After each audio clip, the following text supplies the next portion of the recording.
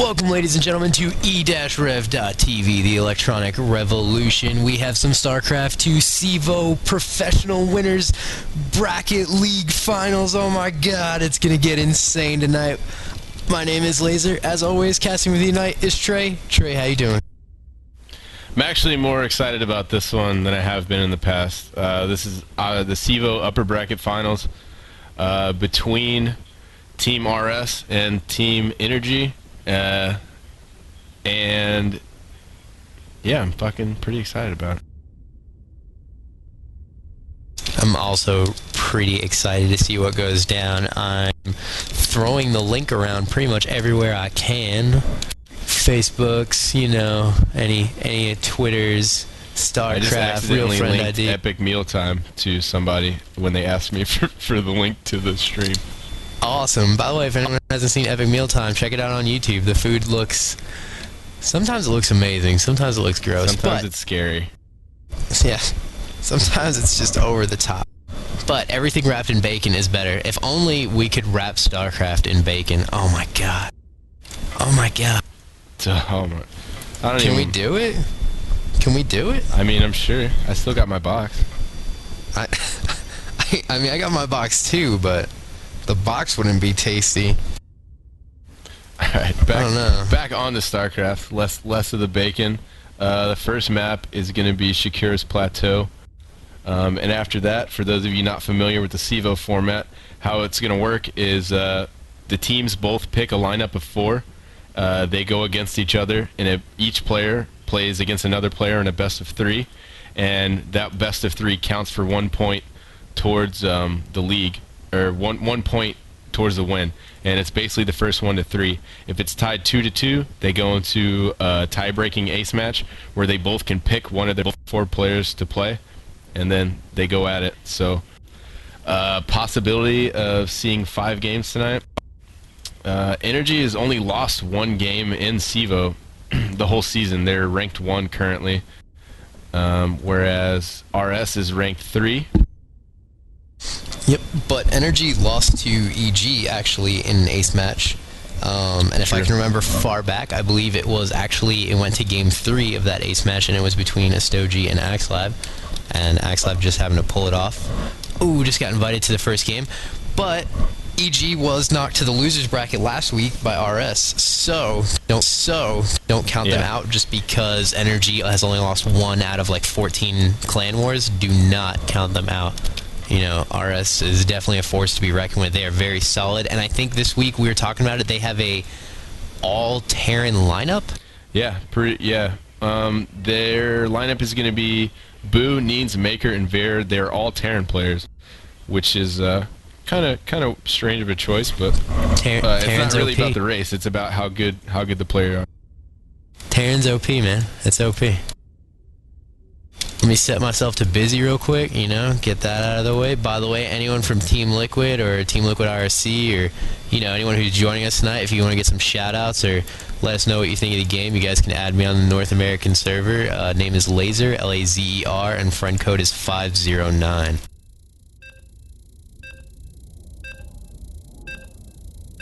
Here we go, game 1, man. A lot of you... If you guys watched a lot of beta early, you might know who Neens is. Neens was regarded by a lot of players as the #1 player in the beta.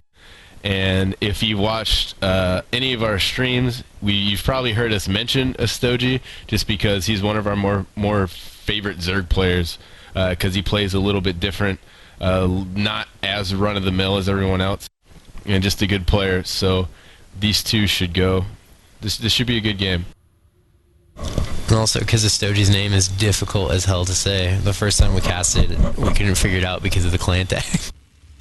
I wanted to call him Gustoji. But let's get some spawning position. Sounds like an Eastern Bloc country. Didn't he just say it was... What did he say in chat? It's Mexican for warrior or something? Yeah. I'm going to have to look it up. But first, let's get spawn positions out of the way. Spawning in the top right-hand corner of the map is Neens for Team RS. By the way, if anyone's looking at their nameplates, RS never has an RS clan tag on anyone who plays on their team. So if you ever see someone in competitive play without a clan tag, it's probably most likely RS. And then the bottom left corner is Energy Estoji, our purple Zerg. So pretty standard stuff. Obviously his first overlord's going to go to the right, and it's going to look for this location, and his first drone will go cross position. So he'll see, he'll get to the Terran base probably somewhere while the barracks is being built, or just as it finishes. I don't think a Marine would be out by the time he gets a drone there, depending on when he goes to scout. But I do not play Terran or Zerg. I am a Protoss player, for anyone who has not watched the stream before. So, Trey, what do you expect from the Terran in a TVZ on Shakura's Plateau? What are your predictions? Sorry about that. I had to answer my door, but I'm back. Man, what are your predictions? See, predictions for this? Hopefully a longer game, because they're at cross positions, so that's going to lend a little bit in the way of expanding faster. But we've been proved wrong a bunch of times before. Every time you think a game's going to go a certain way, a lot of times, just because of a rule, a general casting rule, whatever you say, they're going to do the opposite. So, you never know. Interesting thing about this map, though, is that you can't spawn in close positions. I don't know if a lot of people know that, but you can't. That's why I know a lot of you are asking, like, why didn't he check the close positions first? You can't spawn there.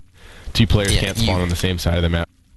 You can't spawn left side only, right side only. You can spawn close, like walking positions with the destructible rocks, like if you guys are on my camera at this here.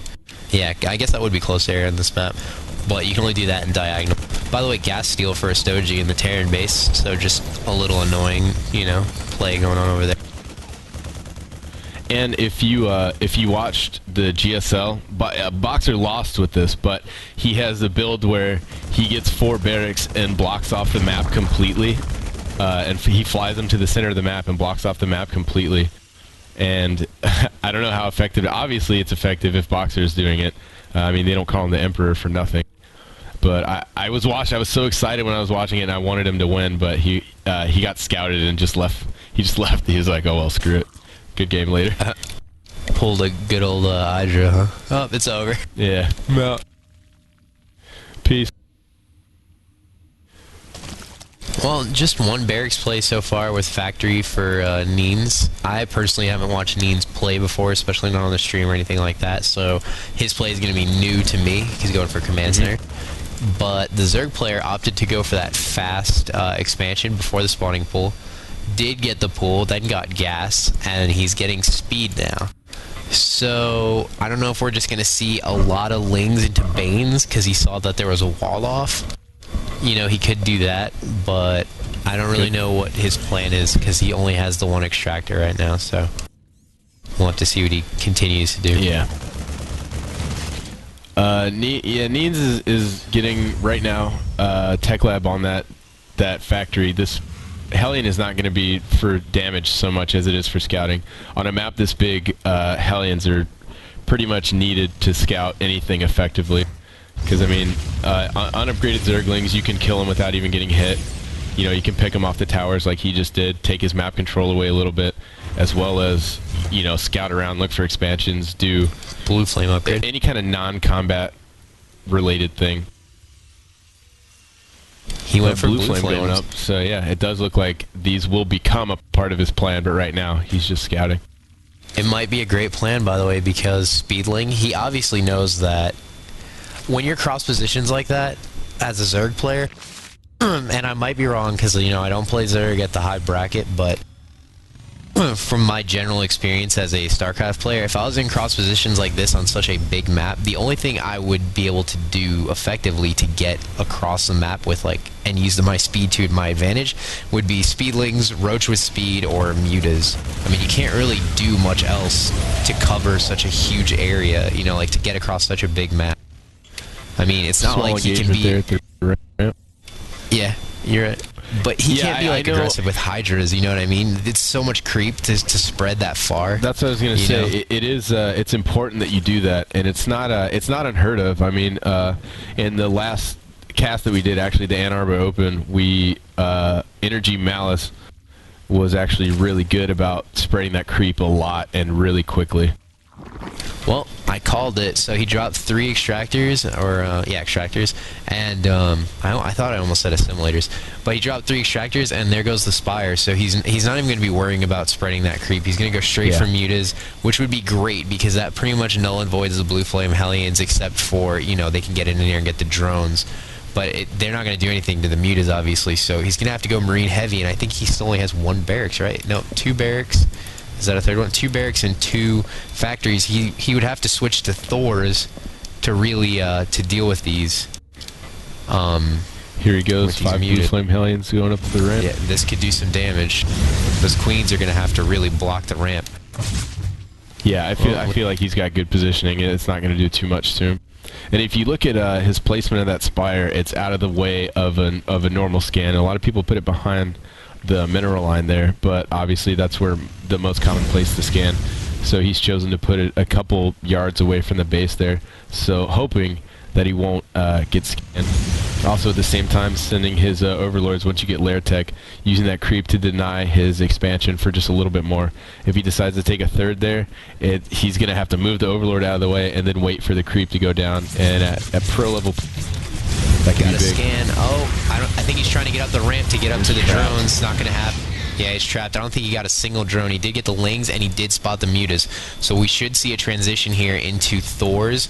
He's got 1 Thor coming out at 1 and a siege tank out of the other. I mean, the siege tank might be good if, you know, some ling pressure or something like that, but at this point, he should just be really making a lot of Thors, I mean, Vikings aren't really great, but he does have the starport, and he's only got 2 barracks, so he's really going to have to pump out the Marines and the Thors and maybe get a Viking or 2, even though they're not great, just to D up against these couple mutas here.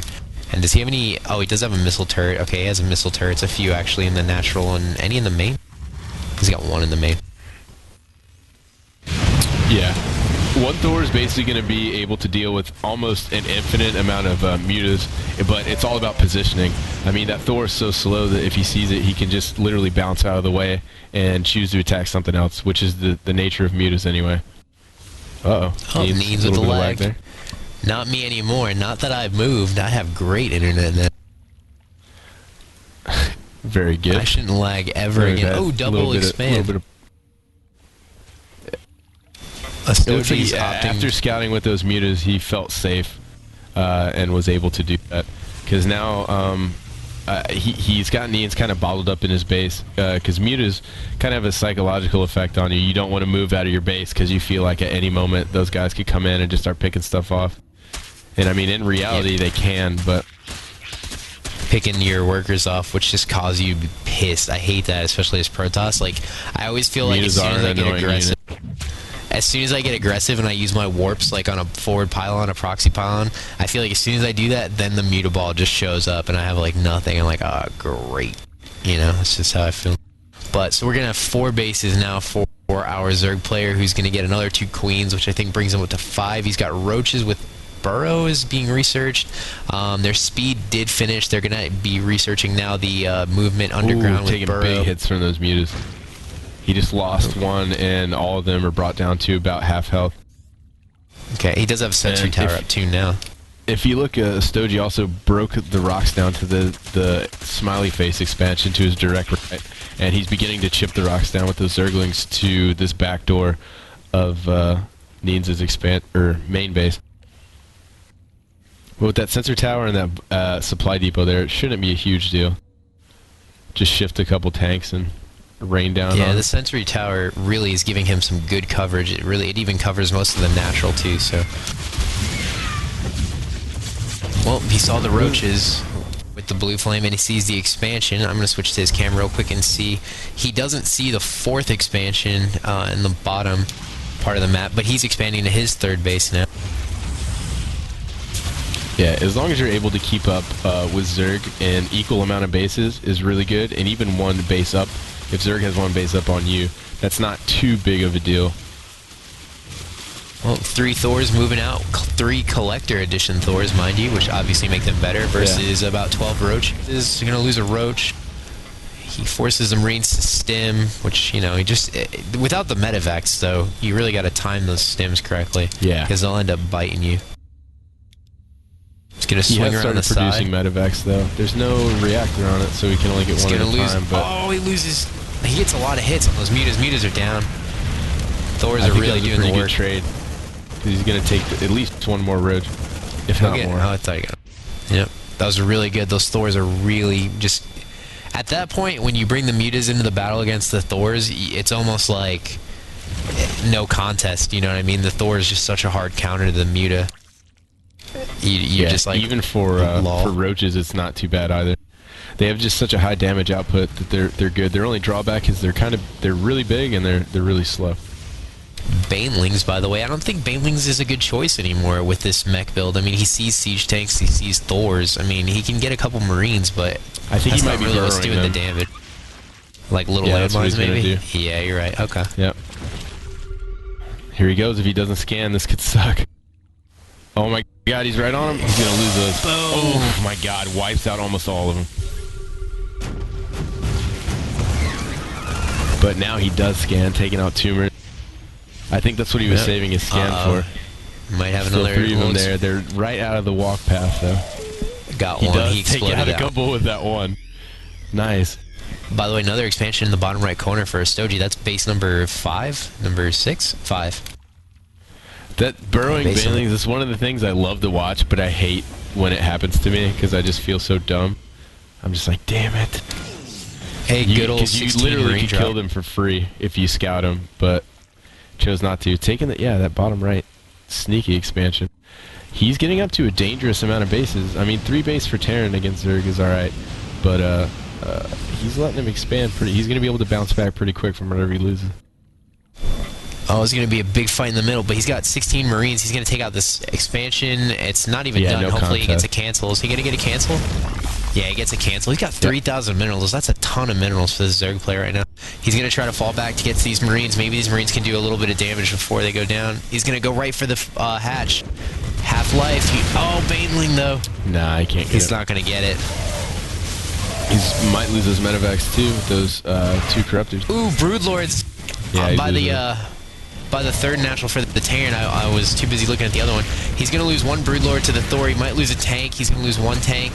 He's going to lose a Thor, maybe.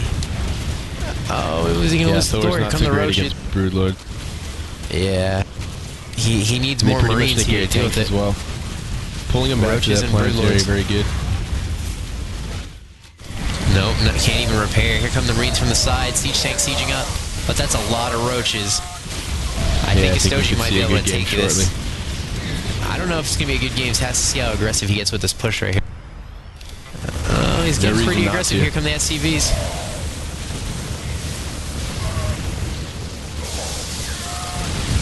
Yeah, he doesn't have enough being produced. 7 more Marines coming out. 1 tank, 2 Thors, but by the time they're out, these roaches are going to clean this up.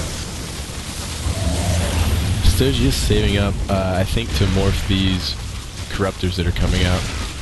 He's got 4 coming out, 3 Ultralisks. Yeah, Needs is in a bad way right now. He's just got too many bases to deal with. He's even taken that top directly to the left of Needs, if you can see that. And he's got a Zergling burrowed right here where Needs is going to try to drop this orbital. He is able to repel that push finally, but I think the damage is pretty great. Took out almost all of his army. If you look at the food count, he's behind by 66. Even more now, almost maxed out again, 184 to 106. And just the amount of larvae that the Zerg player is just able to keep at this point is ridiculous. Because I mean, he actually has a macro hatch in the original natural, so that's 3, 4, 5 hatches, 6 hatches. This 1 hatch doesn't have a queen though. 7, 8. He's going to be up to 9 bases when all these pop. I mean, that's ridiculous. Well, he's going to be up to 8 when this one's. He's getting ready to go in. Corruptors. And I mean, Needs has a decent force, but it's nothing compared to this. And if you've seen Broodlords, Broodlords negate the siege of tanks. They make them kill themselves and their own units basically because they target those broodlings, and then they just become expensive marauders at that point. You have to unsiege them and keep. Yeah, they're such a good counter to tanks. Oh, that's my agent. That's your casting agent. Apparently they need you in Germany for the IEM. Day 9 backed out on the last day. He had an emergency. Get over there. I said, sorry, babe, I'm casting. Well, these corruptors are going to take out this command center. This planetary fortress is just going to shoot off broodlings. Our little, yeah, broodlings, that's right. I mean, I respect Means for not just throwing in the GG, but I don't really know what he can do at this point. A lot of times, I will stay in a game much like this, where it's obviously not completely over, but there's still a lot of game to be played, but you're obviously losing, to stay kind of warmed up, or I'll focus on one thing that I did wrong, and kind of, you know, use the end of the game, if the game is obviously already over, and try and practice something for the next game, so that I'm not... These ultras, you know what I mean? Does that make sense? Defense level 5. Yeah, I understand. I mean, it is a best of 3. There's no reason to just, you know, just leave instantly and then, you know, be in a bad mood and have your hands be cold or anything like that. Those 2 mines. Oh, God, banelings. God. But, here comes another one. Here's another one. Boom! Every Marine except for 2. That is rough. And those Marines are basically the only thing that's going to deal with this tank. And there he goes. That was... perfect. I thought for a second he may have forgotten about those, because I did. And, yeah, it took it a lot. Such a small really good stuff for a high return. For real, think about it. How much does a Baneling cost? Like, what is a Zergling? A set of Zerglings is 50 mineral, and then what's the upgrade? Another 25 or something? I don't know. Neither one, me or you don't play Zerg, so I can't say. I mean, even if it was 100... so that we can be more knowledgeable in casting. Yeah, but I'm just saying, like, a month. Even if it was 125, like, let's just say for argument's sake, if it was like if it ended up costing 100 mineral and 25 gas for a Baneling, which I'm sure it's not even that much, to take out a group of, you know, 15 Marines, that's what, 750 mineral? Like, that's ridiculous, you know?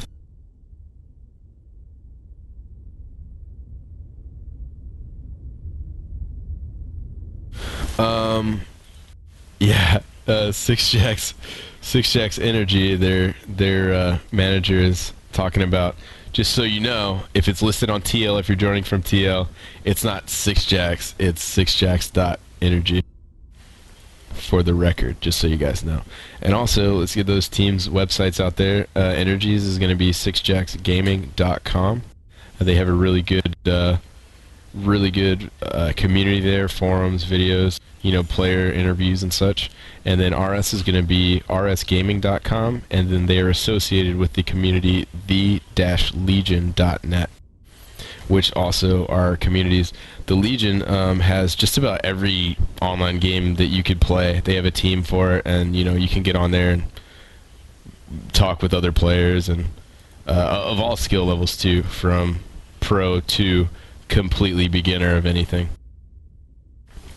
Cool thing going on 6Jack's site right now, which I just saw, is the Steeze, Steeze Cup, being run by Evoli, I think. And it's awesome. What it is you send in your replay of the weirdest crap that you've done in a ladder match, and if you win, it's $1 a day for the replays, and if you win the contest, you get 75 or 100, I think. It's pretty cool contest. So far they've had... That's cool. You gotta think of what's the weirdest thing you can do, you know? So far they've had, like, macro hatch with spine crawlers and, like, nukes and motherships and all that good type of stuff. Well, game 2 is going to be on metal, which Neens obviously picked because he lost the first map, so he must have something up his sleeve for this map, hopefully. As I've said in the past, this map isn't that great for Zerg. It's like a coin flip. It all comes down to spawn locations and their cross position, which is great for the Zerg. So spawning bottom left position is RS Neens, Orange Terran, and spawning top right or 12 o'clock position, or I like to make up my own numbers. Actually, I'm just going to use symbols this time. Spawning at the moon position is the purple Zerg, Energy is Stogie, and just for fun, Neens is spawning at the Pluto position.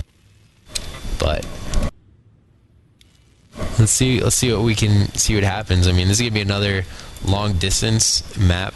I wouldn't be surprised to see again mutas, banshees, or, you know, he's gonna have to go high mobility as a Terran. But again, you're the Terran, so what would you do? What would you? Drops on this map are good, except for against Zerg. There's one notable change that, which is why I say this. If you look at the smoke, if you lock on my camera, look at any of the smokes now. They are not a U-shape anymore. They're a complete circle now. So whereas you used to be able to build a bunker, turret, whatever you want, pylon in the middle of that and be able to see, now basically Zerg has the earliest flying units, so you can just kind of put them in there and be able to see, as opposed to having a building on the ground and only be able to see what's in there. So it doesn't offer as much of drop possibilities as it used to. But I don't know why they would change that either. I don't understand. I never saw I never read anything behind it.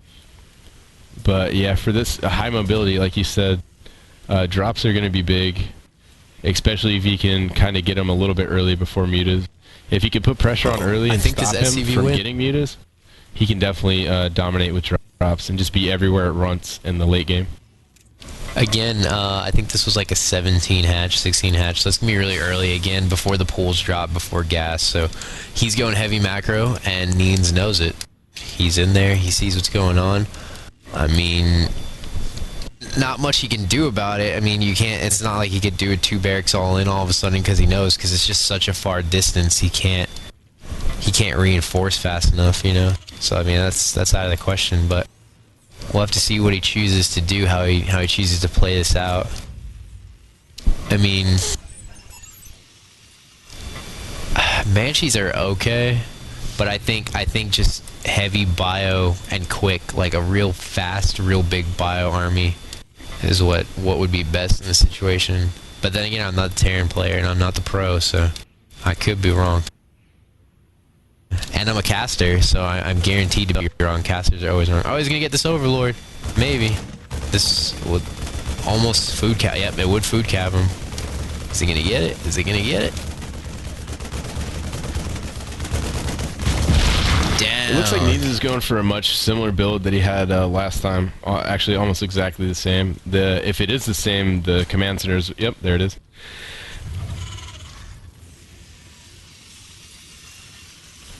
Which I don't know if he'll be going for the same exact unit composition, but as of right now, it's almost identical. He's going to have this Hellion come out, then throw a tech lab on that factory, while he tries to expand to that second expansion after it's an orbital command.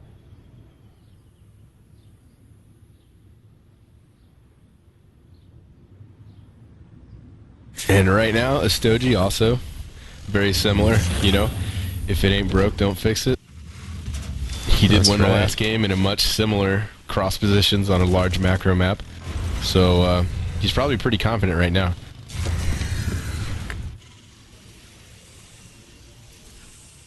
Needs' break was due to WoW, I've been told. He took a large break playing World of Warcraft. That's just... Warcraft seems to...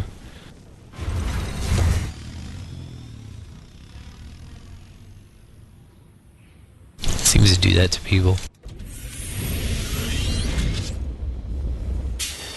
Well, you know what?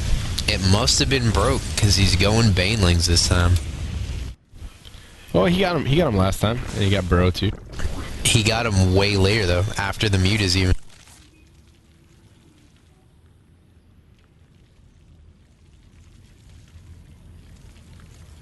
And the Zergling Baneling play might not be the best choice against Blue Flame Hellions and Marines right now.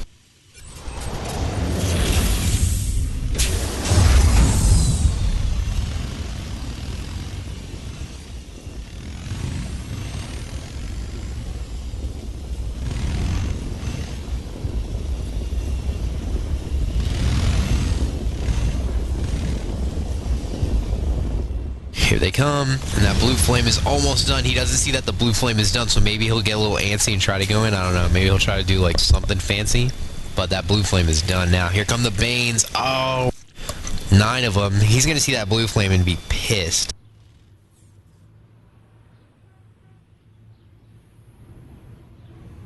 Here comes more. Look at this. Look at all these Lings and Veins. They're gonna be pissed. That blue flame's gonna piss him off.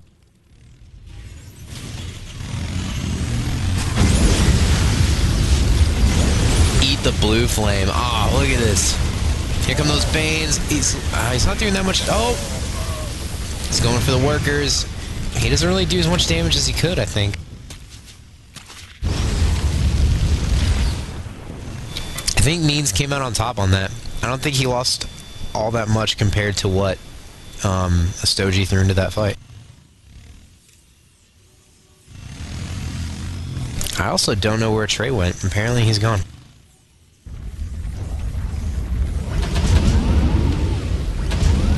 Needs to repair that bunker. Repairing.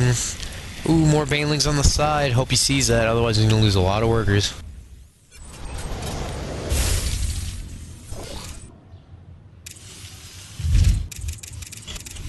Here we go, we'll have to see what happens. He could end up losing a lot of SCVs. Here it goes, here it goes. Oh, bam. Harvester, lay down. But here come the Blue Flame Hellions into the Zerg base. He can get a lot of drones. Oh, drone barbecue. Get out of here, Baneling. You can't mess with Blue Flame. Making money. These Hellions are making money. They're going to open up a Cajun barbecue pit in the heart of New Orleans. They're making money. Cleared out.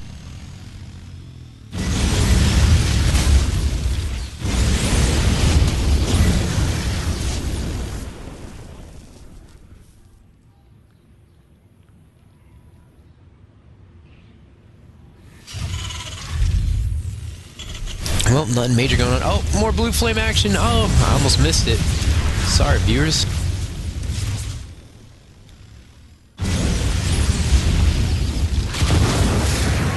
Needs is doing a great job of keeping Astoji pretty much shut down. He can't do much. He's losing a lot of mining time. He's lost a lot of time on those gas geysers, that's for sure. He's only made about 3 roaches. I mean, he's getting the roach upgrades at this point. He's getting the Baneling speed upgrade. Double evolution chamber for upgrades. But he's really kept him locked down. He's getting a macro hatch now instead of opting to get a 3rd expansion.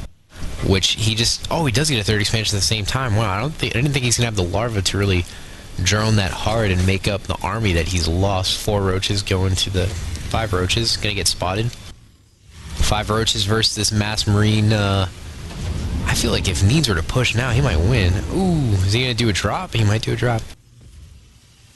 To see what happens here. Here come the roaches. They're going to get met by this bio ball and this marine. Or this medevac, which will easily take them out with stim. 1 roach down. Is he going to get the second one? Oh. Really good runs and stops. Really good. He's going to get it. He's going to get it. Oh, no. He's not going to stim again. Let's see how this drop does. I wonder where Trey...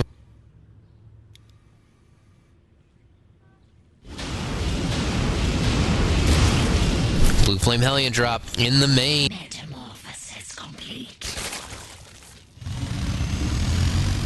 We got an encounter going on the natural drop in the main. This is really good. 2 attacks at the same time. He's going to lose a lot of drones in the main. All the drones are off the minerals. Zerglings coming in, attacking the natural now. Oh, a lot of marines. He's got to get away from those Banelings though. They got the upgrade and they're on creep, so they are very quick. Clearing out some creep tumors, that's really good. Slow down the Banelings a bit. 3rd expansion for our Terran player. So he's keeping up in bases. If we check the unit tab, we got 45 drones to 45 SCVs with 1 mule. 46 now, so they're really close in harvester count. 38 marines, 2 tanks, 4 medevacs against 36 zerglings, 9 roaches, 5 banelings. So armies are pretty close as well. But we got a lot of queens coming out. Ooh, picking off a few lings. With these lings and getting some Banes. If they come up this way, those tanks are gonna make a big difference in this battle. This could be big. Roaches. They're burrowed. They're burrowed, and they're not gonna make it to that sensory tower. So he's not gonna see him. He sees what's here. He sees those tanks. Oh, he's losing. Oh, I don't even know why he'd come in there when he saw the tanks. He's uprooting on the tank. Stimming down. I I don't know what Soji's doing there. He's doing a little like peekaboo, but it was kind of a waste.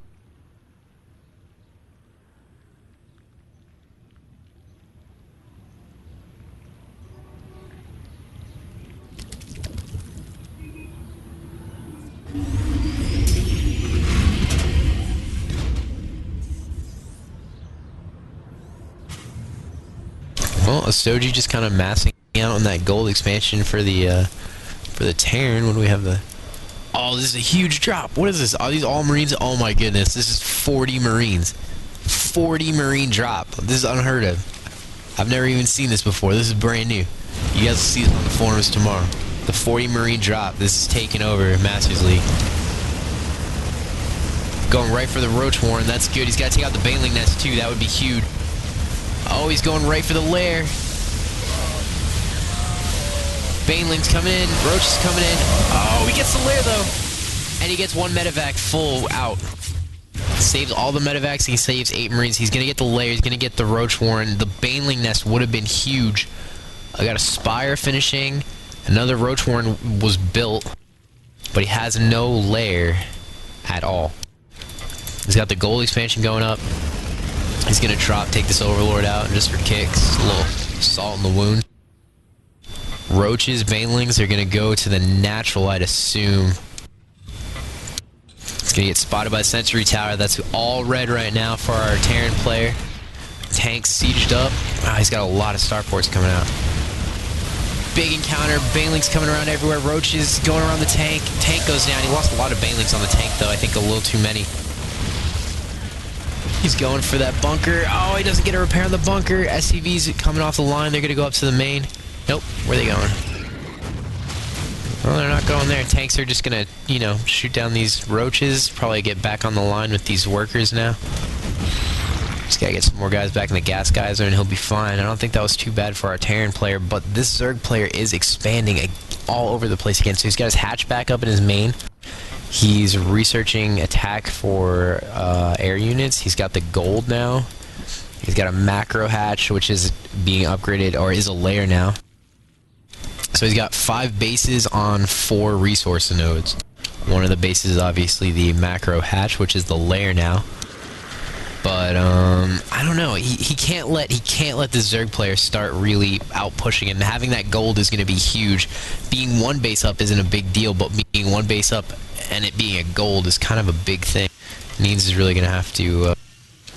he's going to have to expand again. He doesn't necessarily have to go for the gold, but he is going to have to expand again. One of the things Needs can do is he can put tanks here by these Xel'Nagas, and they can hit the workers of this gold expansion. So that would be huge. And, oh, he spots the medevacs with the mutas. He's going to have to drop these Marines out, but they're going to get taken. Sax 1. Is he going to get the other medevac? He's going to get all of it. Oh, that's terrible for Needs. Needs has tons and tons of barracks, so look at this. Just clicking on this, he's got 4, 6, 8, 9 barracks right now. Only one of them has a tech lab. The other 8 have no add-ons whatsoever. He does have a command center, which is floating, and it looks like he's heading to the gold. He wants the gold. That Baneling's going to see it, though, and they're going to know what's up. We have another base going up for Astoji. Got one Viking going around doing some scouting. Probably going to pick off a couple Overlords if he can. Mutas. Mutas. Where are they going? Probably going to this blue. Oh, nope. Pulling back. Alright. Sorry about that. I'm back in a minor crisis. And I am back. You got to move your microphone a little closer to your face. And we have an encounter over here. Okay. What happened? Did the president call? Well, you know, let's just say, the kitchen can be dangerous when you leave things on. So, sweet. You know, here we are. Well, bring I me hope up you to didn't speed. ruin it. Basically, we had some good encounters. Astoji did the first ever 40 Marine drop in the main, and he took out a lair. Nice. The lair was rebuilt as the macro hatch in the natural. They got some Banshee play right here, which is probably going to take out this hatch. They have enough cloak time to take this hatch out, which would be great. Shutting down the gold would be awesome. Overseer. So that's pretty good. Yeah, it's too late though. He already lost what, you know. what wanted to be taken by Neens. That's huge. It looks like Neens is in a much better position than he was last game. You know what? Like 2 minutes ago, Neens was kind of behind. Oh, Zerglings, Banelings everywhere's got to get these tanks sieged up. They're sieged up, but they're too close. They're going to kill each other. Oh, the tanks are going to kill everything. Oh, no, this was a huge... Counts. You know what? You know what though? Needs has so many bases at this point. He's gonna be able to get back into that a lot quicker. Does he have larva at all these bases though? No, he doesn't. He has no larva. Economically, Stogie lost. That's what I noticed last game too. Is that he would have his queens at full energy almost, which it looks like is the case this time. And I know we joked about it before. Here goes the Marines engaging some roaches there at the top of the gold. Yeah, it's going to clear this gold up. Yeah, but go ahead with what you were saying. Well, we joke about it. We call it the Warcraft 3 syndrome, where you focus hard on your units that you're microing and you neglect the macro in your base. And I think that's a little bit of what we're seeing from Astoji. He was focusing so much on, because Mutas are very micro-intensive, dealing with those, and he just kind of let his base slip a little bit. And here he goes. He's going to end up taking this out too, by the way. And look, he burrows those drones, by the way. He's like, look, I'm going to lose the base, but I don't want to have to lose the drones. He doesn't want to have to spend the larva on making more drones, which is good. Here come the Banelings. They got the speed upgrade, and they're going to be on creep. They're going to be quick. Oh, he's going to lose all those Marines. Yeah, wiping out all those Marines. That's a big thing for Zerg, is saving your drones as opposed to the hatcheries. The hatchery can be rebuilt, right away for 300, but the main thing is those larvae. You're not spending those larvae. You can use them to rebuild whatever you need. So not a huge loss there. 6 more mutas coming out. Marines are getting level 3 upgrades, level 2 armor, level 2 vehicle upgrades. I mean, this Terran is really kicking it into overdrive. He's going to be on 5 bases now. This other command center is almost done. He's got some drones over there. He's going to be 5 base to basically 5 base, even though one of those is a macro hatch. Banshee's picking off the Spire. They're going to pick off both Spires. If they can get both, that would be huge. Another massive drop coming from Neens. He's gearing up to do it. All Marines, leaving his tanks out. Oh, that one medevac look has at these 4 queens. health, though. These queens have full health. Why aren't they transfusing these Spires? Like, they don't even care. There they go. It's like telling you, these players are doing so much. You look at their APM; it's at easily at about 120, 150 at all times, and shooting up to 400 at other times. They're definitely busy all the time, you know. So I mean, as casters, we can watch them and be like, and viewers at home, and just be like, "Oh my God, what is this guy doing?" But really, Marine drop in the main, stimming up. He's taking out the queen. Oh, he didn't get it. Queen at 9 life. Look at that. Baneling saving the queen. By the way, we got Ultralisk now. Ultralisk are 2-2. Go ahead. Say what you were going to say. Those drops late game against Zerg is basically when you're a full bio army. Ooh. There you go, taking it out. GG. With those drops, you can be everywhere at once, and it's so effective late game. It's almost the only way to deal late game with Zerg, I think, in my opinion, is a lot of drops. Because Terran can, I mean, Zerg is thought of as the macro race, but Terran can out-macro Zerg. And we're going to move into a 3rd game now. Astoji's going to be able to pick this map. Scrap Station. Go figure. Who would have guessed? Who would have guessed? But, excellent game, though. I was feeling a little bit grim it seemed like Astoji won that first game pretty easily, and I know Neens is better than that. Thought maybe he was having a bad day. Clearly he wasn't. He didn't let it get to him. Shook it off. Came in this 2nd game and ran away with it. Yeah, you know what? At one point, the game was. I like that game because it wasn't like there was one big battle and then all of a sudden Neens was like way ahead. You know what I mean? Like he had just taken this gigantic lead, like they were running a race, and he just tripped Astoji, and that's it. Astoji was down. It was like we need to. No, it was really good. This. We need to name what happens, and it's when you take a small lead and edge it into a really big lead and then win the game. Because we talk about it every single cast, and every good player in StarCraft, or any RTS for that matter, does it. We need to think of a name for that. There's probably already a name, and now all the people on Team Liquid are like, look at these 2 stupid casters. They don't even know what it's called. Wow, it's gonna be all over the gonna hate. I ain't worried about it. Yeah, who cares, man? Hate away. You guys don't like it? You go cast your own game. Get out of here. Alright, so we will be moving into the third game of a best of 3 whenever this game is made. And yeah, just waiting on it. Valen looks like says he's gonna make it. This game just made. So yeah, Zerg, for this map we see a lot of Zergs just move and do fast hatch, which is what Estoji's been able to do these past 2 games anyway, due to the cross positions. And it's really safe on Shakiras too, just because like we were talking about, you can't spawn in those close positions. Alright, here we go, the game is made. I've been in here. Let's get talking about. Look at that. I'm in teams too. I'm so quick, man. I'm the boss.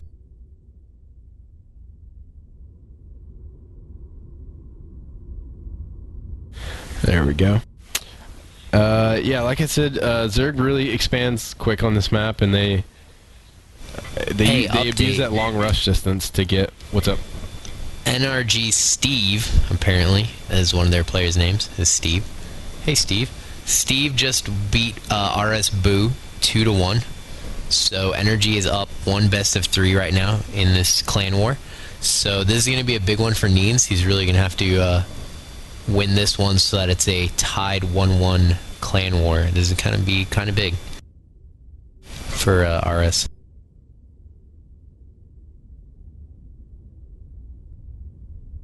Yeah, if he loses this, we're the best missing thing our can do is camera tie. guy. I suggest.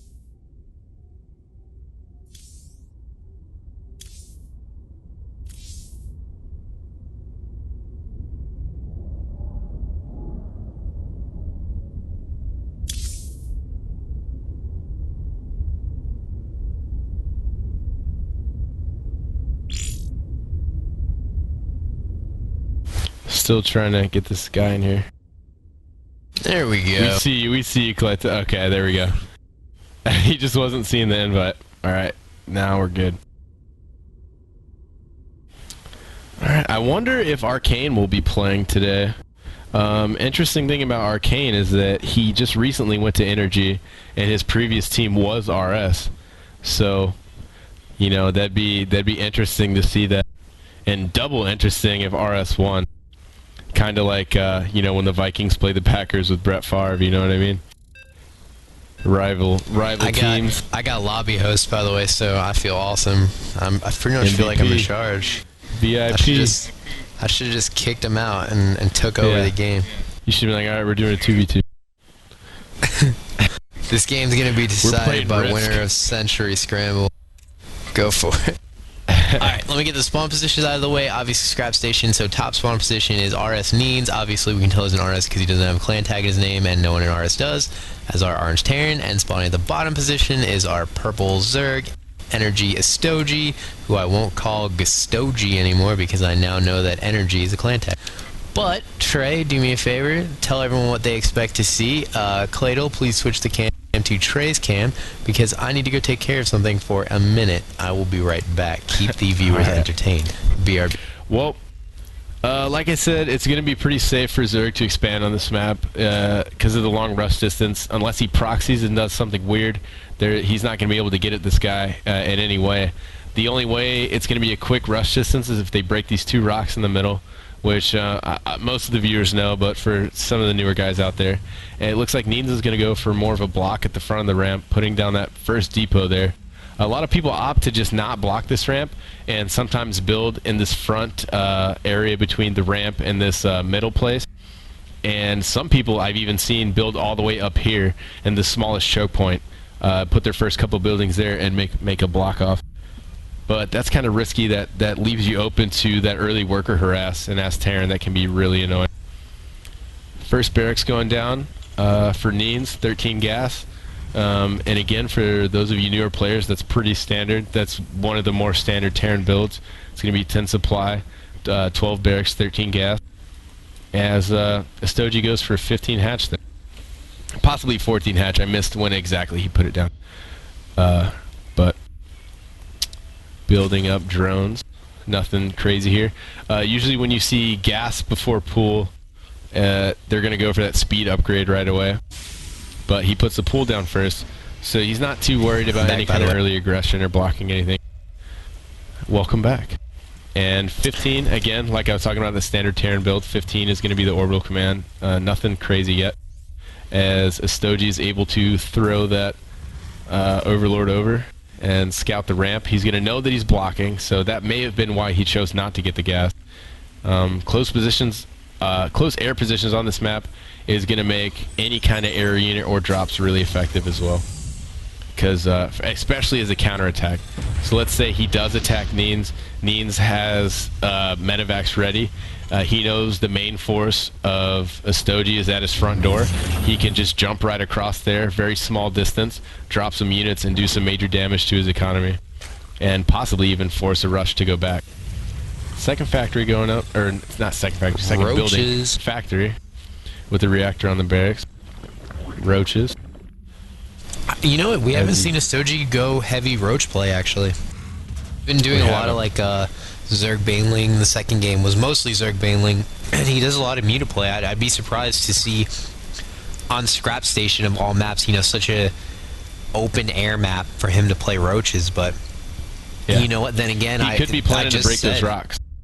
Yeah, but then again, you know, I just said I wouldn't expect him to do anything but mutas, so I would be preparing for it, and then all of a sudden you just roll up with a huge roach army and, you know, tear through. Exactly. Exactly, and that's what a lot of people abuse the metagame type of builds, like, okay, it's Scrap Stage, so obviously he's going to do this and this and this, and then use it to against them, you know? Throw their opponent off, either way, basically. whatever they're going to do, it's probably not going to be anything cheesy, because I use the analogy for baseball. Like, if you're up, if you got 2 strikes on a guy, you can kind of throw whatever you want, but when you're at a full count, you need to come with that reliable pitch and try and end it, and that's what both of these players are at right now. They're not going to be screwing around. They're doing what they think they can do to win. He's putting early roach pressure on him, and that could be pretty effective, because right now 3 Marines and a couple Hellions isn't going to do much. He can try and get that run by, which is usually what you try and do with the Hellions. But this putting that bunker down, that's going to be good. He's going to need to keep these repairs going. And yeah, but either way, he's taking away from Neens' economy, and yeah, picking off those SCVs, he may even be able to break through. He lost a Hellion on the run by to roach. That's going to be good if he can keep this supply depot repaired. But those Hellions are going to get by and do some major damage. Try and force them back. That's the theory when you open up only Hellions against Zerg, is you don't want them to leave their base. So Astoji is in the worst position right now for a Hellion opening, especially a reactor Hellion opening, which is what he did.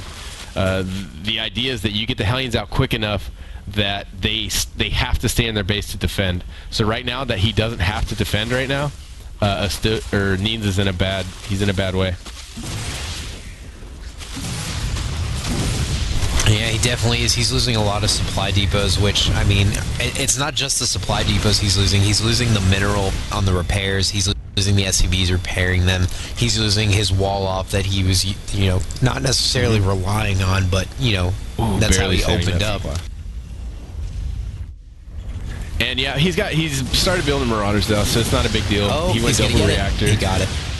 He did snipe it out. And that supply blocks him, by the way. He's at 41 to 38. Yeah, excellent harass right now by Astoji. Not putting too much into it, building that forward bunker. Like I said, if Neens had chosen to do that as opposed to using those bunkers to wall off, or supplies to wall off, I almost never use supplies to wall off because they're so easy to be sniped by Banelings and roaches as well.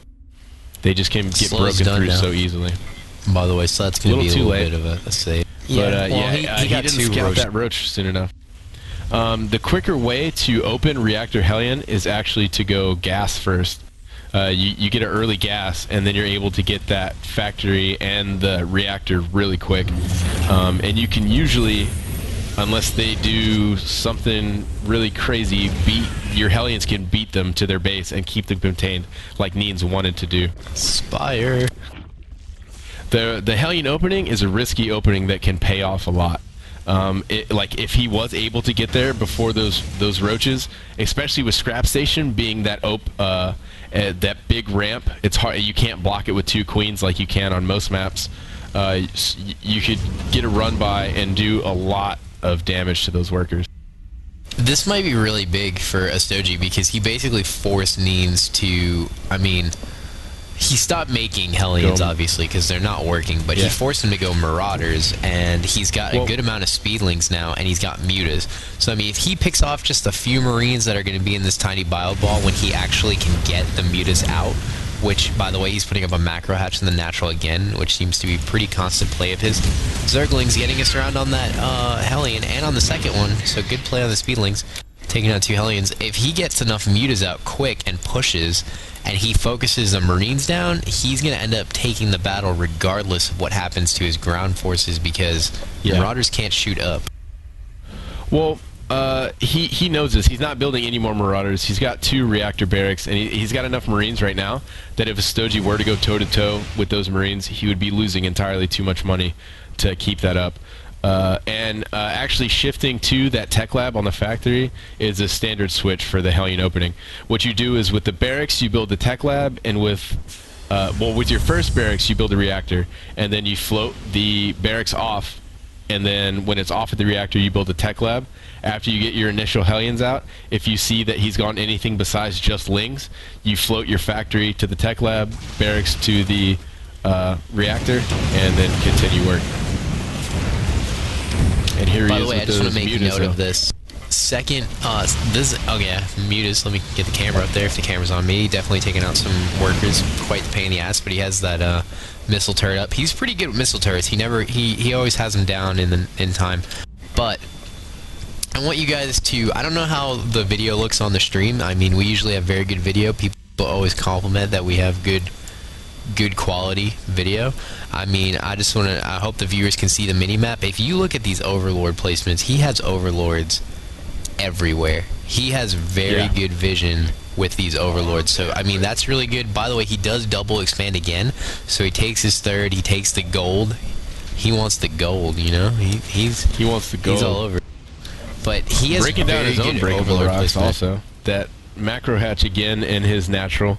Yeah, like I said, drops are really big on this map, so Astoji taking no chances is going to actually surround his entire base with him. So he's not going to be surprised by anything that happens. He's going to lose that. I don't think that drop was a good choice. No, I mean, if it gets scouted early, I would assume just turn around and try and do something else. He could, Neens could choose to get a Viking out, and he could push those Overlord out of the way. And then he could assume that a drop is coming, but he would never know exactly when like he does now.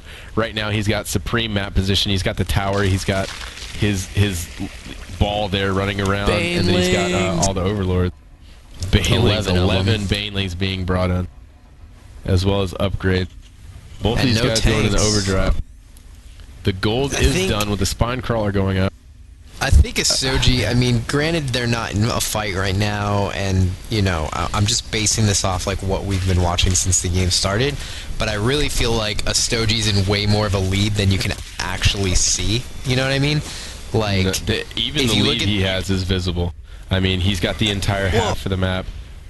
I mean, well, granted, Zerg's always going to have, like, that base advantage, but, like, I feel like he's just way ahead. Even in unit composition, he's way ahead. I mean, like, you see Zerglings and you see Banelings, and you think, okay, those are really easy to kill, which they are, but his opponent, I mean, Neens has no tanks. You know what I mean? He has no tanks. He has a Thor. Oh, wait, he does have a tank. I'm sorry. It's in the back. It's in the back, yeah. But does it have Siege? Yeah, it has Siege. But still, one tank versus... It's not going to be enough. I mean... If he were to go right now, I feel like Neens would only have one option, which would be to type GG and watch the rest of the match over here at e-rev. Oh! Here we go, pause. Pause. Astoji, 1 second. This pause is brought to you by Degree. I hope the camera is locked on some super sweet thing like mine, like a blank thing. Mine is... This ground is really cool. Mine was locked on the smoky boob looking dome over here. Alright, yeah. This third base for Terrans can be big though, because they can either use that as a springboard to try it up, and he's shut down. I don't think he's going to get to set it up.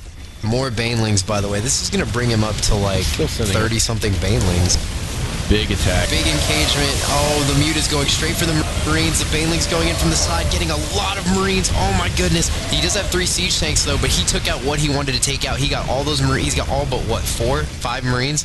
His Mutas, how many Mutas does he have? He's going to be able to come back quickly. Those Marines, I think the banelings weren't used that well, actually, to be honest. But he hit a lot. The rest of the units were okay. Got that Raven. Does Raven have Seeker Missile? Does not have Seeker Missile. More Speedlings. Banelings coming in from the backside. He's running on creep though. Yep. That was huge. He's going to lose those right 2 now. medevac. Lost all of his attacking units. He's really got to make sure that Neens doesn't get this 3rd base up and running. I mean, if he really gets it operational, gets it into a planetary. Yeah, that's going to be big. He's really got to make sure that doesn't happen. Planetary can be an absolute bastard to destroy, too, if they're on top of it and they keep repairing. But what Zerg can do, though, that most races can't, is make just like basically a Baneling missile. You get a crap load of Banelings and just send them straight into that, and short of surrounding it, Needs is kind of doing that, though, but short of surrounding it with buildings, yeah, there we go. Excellent building placement by Needs. That's going to make it really tough for him. Yep, even putting Marines in the way of that. I'd hate to be those Marines, the Baneling Shield Marines. Those Corruptors, again, we're gonna see Broodlords because that Greater Spire is at 75%. Yeah, most likely. Here we go. And he takes his final base on his side. Roaches, Bane. Harassing that with Hellions, but those Hellions are going to get shut down relatively quick without killing any units, actually.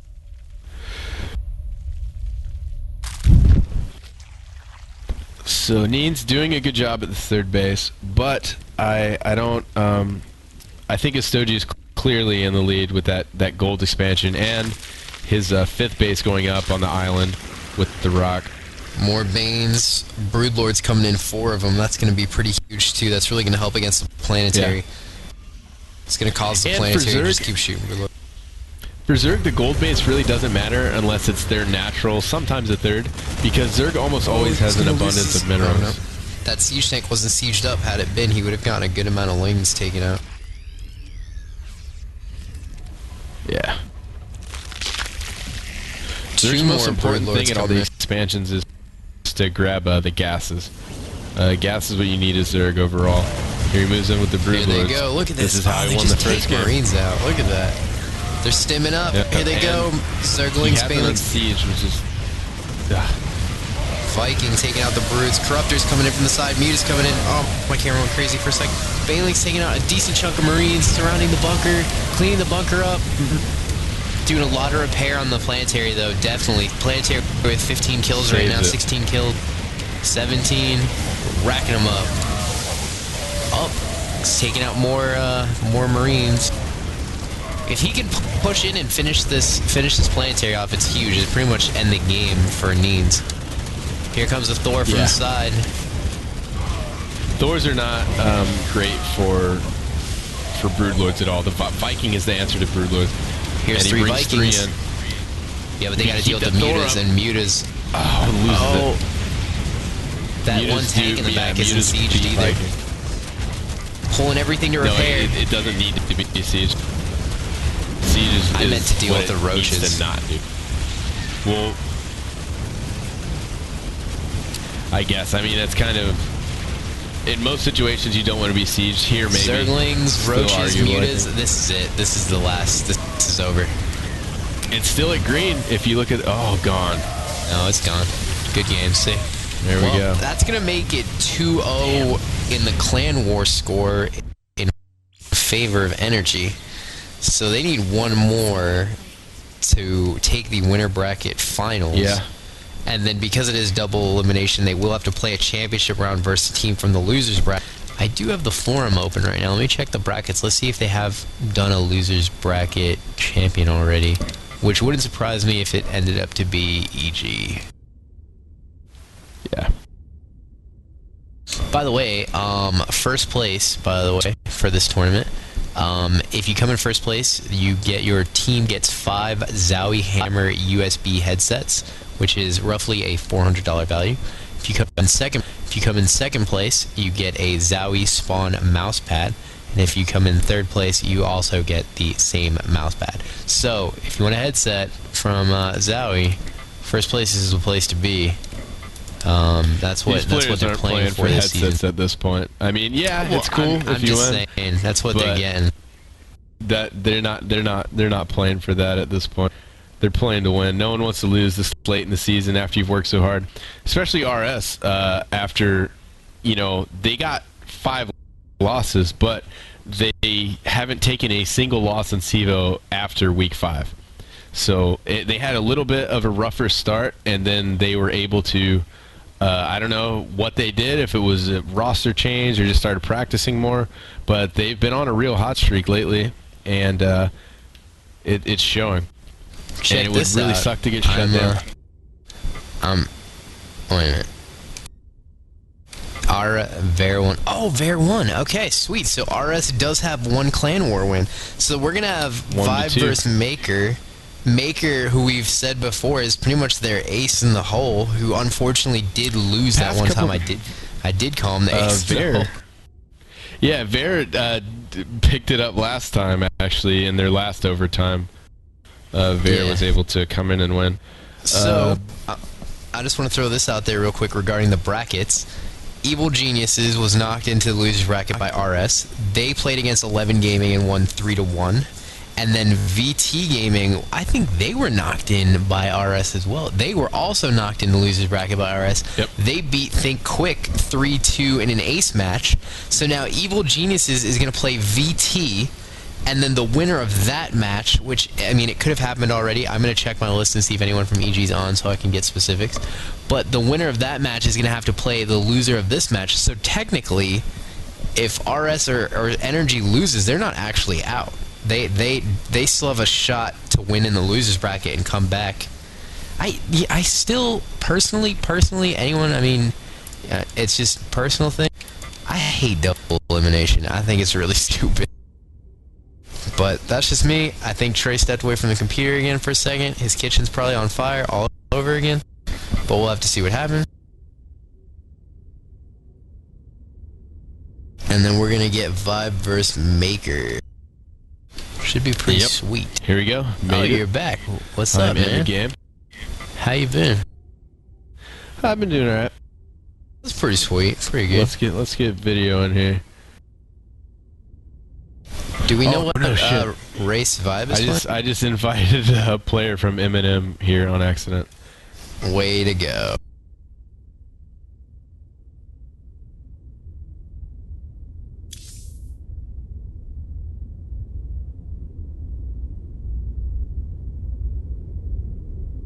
Another TVZ.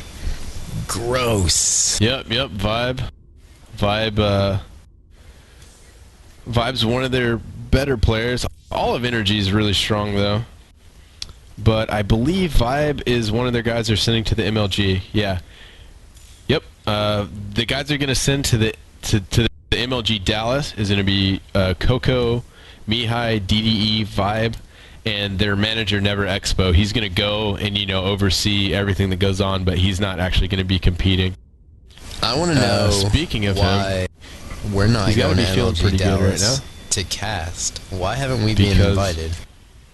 Because we're not rich, and no one's paying me to go. Maybe. Get the word out there, Team Liquid. Get us to MLG. We want to do it. Get me to MLG. Cast it. Yeah, that's right. Get Laser and Trey to MLG. Get us to Dallas. Start a fundraiser. Start a thread. Hook us up. Please. Never Expo's got to be feeling pretty good right now, winning, being up 2-1. And, but also in the same boat, you got to think RS we've seen come from behind 2-0s and win at least 3-4 different times this year. Yeah, this season. Several times. So, I mean, you got to be nervous at the same time. And if you're RS Valen, the manager of RS, and we joke about this every time they come back, he says his team's giving him ulcers and making him lose his hair, and this game is no different. Yep, get ready, man. He's going to be in the ER for pancreatitis all over again. But Let's get spawn positions out of the way. Top left corner, green Zerg, energy vibe. And you can tell he's from energy because he got the clan tag. And then bottom right corner, yellow Terran Maker, which you can tell is from RS because he doesn't have RS clan tag, and that's how it works. By the way, if you play anybody on the ladder, anybody at all who doesn't have a clan tag, most likely they're an RS. It's pretty much just a general fact at this point. They're probably professional. Joke, by the way, in case you didn't know that, everyone. Please don't be asked. Every person I see on the ladder now that doesn't have a clan tag, I'm gonna be like, "How long have you been playing for RS?" Just every single game. You know, we talk about how young Poke Bunny is. You know, he's 15 and a player for VT. In case you guys don't know, but Mihai Energy is actually really young too. He's 17 and a really good player. So 17. Probably gonna be seeing a lot of him in the future. He's old as hell. Well, get out of here. Hey, he's legal in Washington, if you know what I'm saying. He's pretty much he might as well retire. Get him his forms. Let him start filling the paperwork out now. Ooh, 14 hatch. What? Vibe is crazy. The old 14 hatch, huh? Alright, kicking it old school. You can obviously do that on this map. And Maker is choosing to go for an early wall off with that supply. Cross positions again. Maker has not gone out scouting just yet. Now the pool going down. He doesn't have to scout necessarily to know the position, because if you see a drone in your base, you know it's cross position. If you see an overlord, you know your close air position, because that's how every Zerg scouts right away. So I mean, he doesn't have to scout necessarily for positioning, but he needs to scout to figure out that he went 14 hatch and then dropped a pool at like 17 or 16. Like, this is a really good opening for Zerg, so he needs to scout it and see what the hell's going on. The old gas steal. This ain't his first rodeo. We've also seen from Maker sometimes do some weird stuff in his first game and then wind up winning the next two. So you never know. You never know what you're gonna see with him. Maker, I think, put something in gas and then took him out, and now he's got nothing in the geysers. Built just enough to get that factory. And then that's it. Maybe Hellions? 3 barracks and factory, maybe Hellions? Maybe, but maybe he's got nothing in there. 3 racks in a factory, that does not... 4 racks in a factory, we're definitely going to see some type of 1-base rush. It would be great possibly versus... Hellion support. It would be great versus 14 hatch Zerglings. I mean, he can't do anything else besides make Zerglings. He can't even make Speedlings. He doesn't even have the gas for speed upgrade. It would be great. The only thing he's got to worry about is this, like, spine crawler, like a heavy spine crawler defense, which I hate. I hate when you get to a natural and there's like 5 spine crawlers. Like, I want you to die. That's absolutely the answer to the quick marine rush, and that's what when the GSL kind of made that marine SCV rush popular, that's the answer to that as well. Here he goes, sending out his first 4 marines. He's going to encounter these Zerglings, take 1 down, sit at the ramp. He sees these marines and Vibe opts to go for a round of drones. Look at this. And he doesn't. And he did double creep tumor, so he doesn't even have larva coming out, and he still opted to go. I think that's why Maker sent only 4 marines, is to give him the impression that maybe he's only doing 1 barracks, maybe he's going Banshee, you know, trying to confuse him a little bit, where Maker's clearly not doing that. And he goes for layering out. This is going to be huge. This is going to be huge. Yeah, I think... If Maker does this right, this is game. Yeah. Clearly not getting Banelings. Speed is almost done, but I don't think that's going to make that big of a difference. It's not going to matter with versus that small group of Marines first. Bringing the SCVs. This is all that's exactly what he's doing. Almost an all-in. Almost. Well, when you go 4 barracks, 1 factory, that's basically all in. Well, I mean, he's still got stuff mining, but this is going to be huge. And if you see this, with that first group of Marines, he sends that first group, like I said, trying to fool him into thinking that's all he's got. So he clears those 2 Xel'Nagas, making sure there's nothing there, and then he brings the whole family. If he can take these 2 spine crawlers out and deal with like this small group of like 10 Zerglings, I think it is, 2, 4, 6, 8, 9, 10. Oh, this is gonna be huge. This is gonna be huge. He's gotta get up the ramp. He's gotta take everything out. 6 Zerglings being made. He's gotta get that spine crawler. I don't think it's enough. Gotta get that spine crawlers. That's what's gonna be the big defense. Queen down. Does he get it? He's gonna get both these queens. He's gotta get that last spine crawler, and this is gonna be the game. This is gonna be huge. He's going right up the ramp. He's going right to that main. Evo chamber. No, there's really no way out for Vibe right now. He has to take down that spawning pool and try and clean it up, but I don't see a lot of this. If he can kill enough drones, this game is getting a lot of drones. over. Oh, here come a lot of the lings. He's got to get these lings down. If he takes these lings, it's over. He definitely has them. He cannot get us around on that big of a group. Oh, good game. Good game. Maker, quick win for Maker. Like I said, the first games. I think the first game Maker does a lot of times can be a risky play, like he just did. And like I said, abusing the metagame.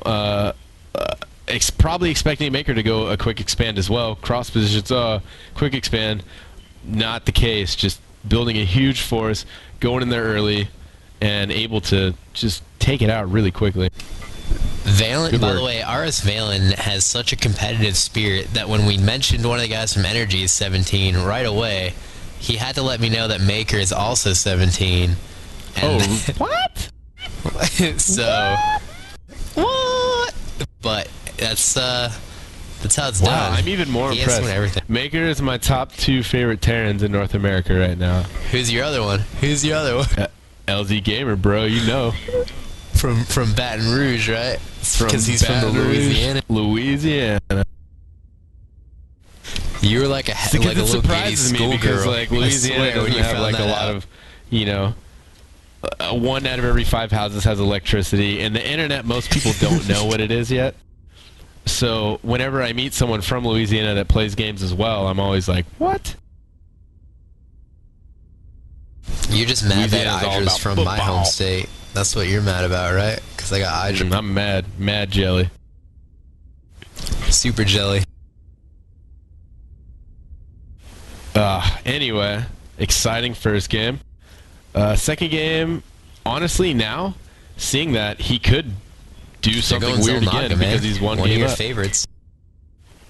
Yeah. I'm starting to not like it so much because I kind of favor a fast expand, and Zelnaga, I just get punished if I go fast expand, so I've kind of gotten away from it. So, yeah. It's still a good map, though. I mean, I like playing it, but it's not my favorite anymore. I favor any of the 4-player maps. Okay. Even the new ones. I kind of like the new maps out. I like them. And I know I talked about the Steez tournament earlier, and if you guys are just tuning in now, the Steez tournament is from 6jacksgaming.com. It's basically you send in the weirdest crap that you do on the ladder. They only accept ladder game replays. And my favorite thing is, let me find the end of it. Oh man. Okay. I forget the end of the email, but the beginning of the email is throw some steez on that bitch at whatever.com. That's what you got to send your hey, suggest our video guy, please. I don't think I have him on my list because we have so many different video guys. I don't think I have this name on my list. Yeah, last time I didn't even do that right.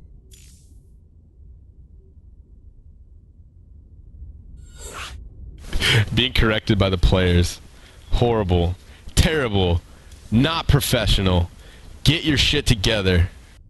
I give up. I quit. See you guys later. We'll go get like Rage Quitter or one of those guys. We're done.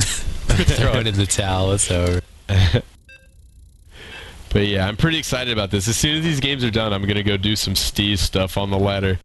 Which is basically what I do anyway, so. Well, spawn positions, top right corner, RS Maker. Again, we can tell because he doesn't have a clan tag, and no one from RS does. And bottom left corner, Green Zerg, Energy Vibe. So, because no Protoss have played at all tonight, what are your predictions as the Terran? And I'll try to wing it as the Zerg player. I really can't say because, like I said, Maker has that one game advantage, and he plays, even in the opening game, strange, like we just saw. So I really couldn't tell you. I can tell you, and even if he were to play his regular, I know you can't see me doing the air quotes with the fingers, regular build. Oh, Mike having a little bit of A little bit of lag issue here. But even if he were to do his regular build, I've seen him go like an all mech build, which is Hellions and tanks, and really strange type of play. So even the regular build is not regular for him. So I couldn't say, but I can tell you it won't be some random thing just picked, and it will be definitely practiced and definitely effective. As for the Zerg Vibe, I haven't seen a lot of Vibes play. I just got a text message from Mike, by the way. His computer shut down out of the blue, so that's never good. So it looks like I'm going to be bringing this game to you solo. Not a huge deal. I like to hear myself talk anyway. Vibe, I haven't seen a whole lot of play from Vibe, but Energy has a really strong roster, and if they're feeling confident enough to send him to MLG Dallas, then he's obviously a good player. And he chose for that risky expansion last game, which is what cost him the 14 hatch. So let's see what he does here. I think he'll opt to maybe go pool first on this, just because it's a 1v1 map, and also because of the way the last one ended. So we'll see what happens there.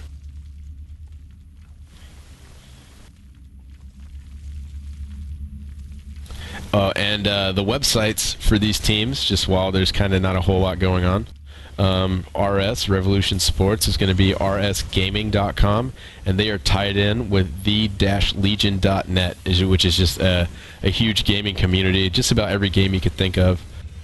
And sixjacks.energy. Sixjacks is a sponsor. I know a lot of you guys might not know because the names are kind of blended together. Sixjacks is a sponsor, and Energy is the team name. Well, welcome back, Mike. Sorry about your computer troubles. And okay. Well, it wasn't really computer troubles. Sixjacks.com will be their sponsor's website, which isn't up yet, but should be up quite soon. It wasn't so much computer troubles as it was me being a fucking idiot.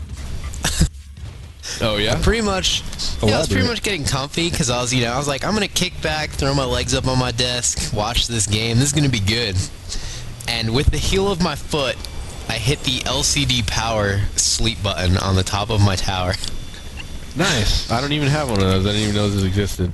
See, that's where me and you differ, though. Where you're relaxing up, I've been drinking coffee and energy drinks all day, and I'm literally standing up in my chair screaming at my monitor. They've been such entertaining games that I was like, man, I just want to kick back and watch this one, which could potentially throw this series into an ace match. Imagine how Valen watches games. Imagine how he's watching this stream right now. I bet you he's in the fetal position, like with one of those really big, like 4-foot-long human, like pillow things for people who need to like hold something at night. You know what I mean? Body pillow. He's just like he's in the fetal position, cuddling with, and he's like, oh my god, he's got tons of like stomach pain. And he's got hives and shit. Yeah. So a much more standard opening for Maker, by the way. He's going for not quick expand, but one racks. Expand. He's just thrown down 2 more. Vibe has expanded already, building his first spine crawler, just finished. As Reaper opening for Maker. Oh man, I'm missing the Reaper. Yeah, I've been doing that lately too, actually, because I'm telling you, people forget that you can build them after that patch that kind of ruined them, and Reapers are still great. Not so much for attacking and ending the game anymore. It used to be an auto win against Zerg if you could get enough Reapers, but now there's still definitely a good scouting tool, because he's using it right now to take that tower. You can jump up on the cliff if you're under attack, and you can definitely see everything that's going on.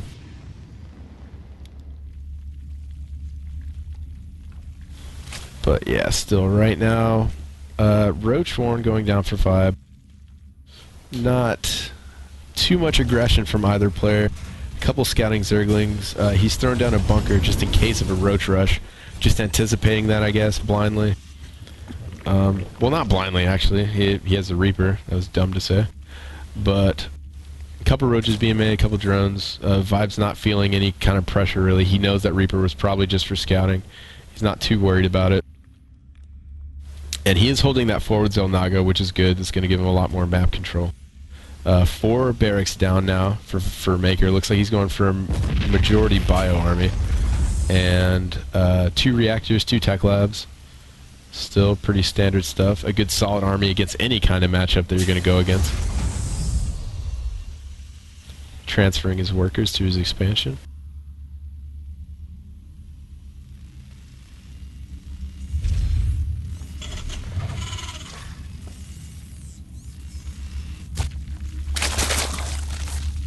Another weird thing, Energy is not an ESEA, and RS is.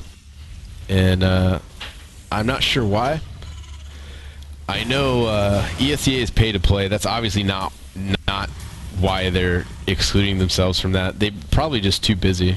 Because, I mean, if they're paying to have their players go out to MLG Dallas and also to a LAN in Canada somewhere. Where is that one at? Let me see. I got it written down. LAN ETS in Canada is what it's called. And RS actually has Mystic going to SoCal LAN coming up shortly. Here we go, a big bio push. Going to the second Zelnaga, passing it right now. On the creep, stimming in. He's definitely going to try and take some stuff out really quick before he can react. In the main base, bypasses it. And, oh, just gunning down workers. Guns down the queen. Chasing workers. Man, this is an excellent push for him. Even if he loses every single unit, which he's going to eventually, he's going to get a lot of kills. Getting the spawning pool. Roach Warren's gone. He's sending everything. If he doesn't take this out now, he's going to win. I think he's probably already won just from the damage that he's done. He's taking out so many workers. He's not been able to mine hardly at all, only in his natural. Killing everything, taking down this lair almost. Stop making me so jealous that I'm missing this. 4 Marauders and 4 Marines. This is a heavy early aggression, and it's safe. And 5 good games out, and then it goes into a tiebreaker. Ace match! Natural RS fashion. I would expect nothing less. Especially in the upper bracket finals, which is what you're watching. If you just turned it on.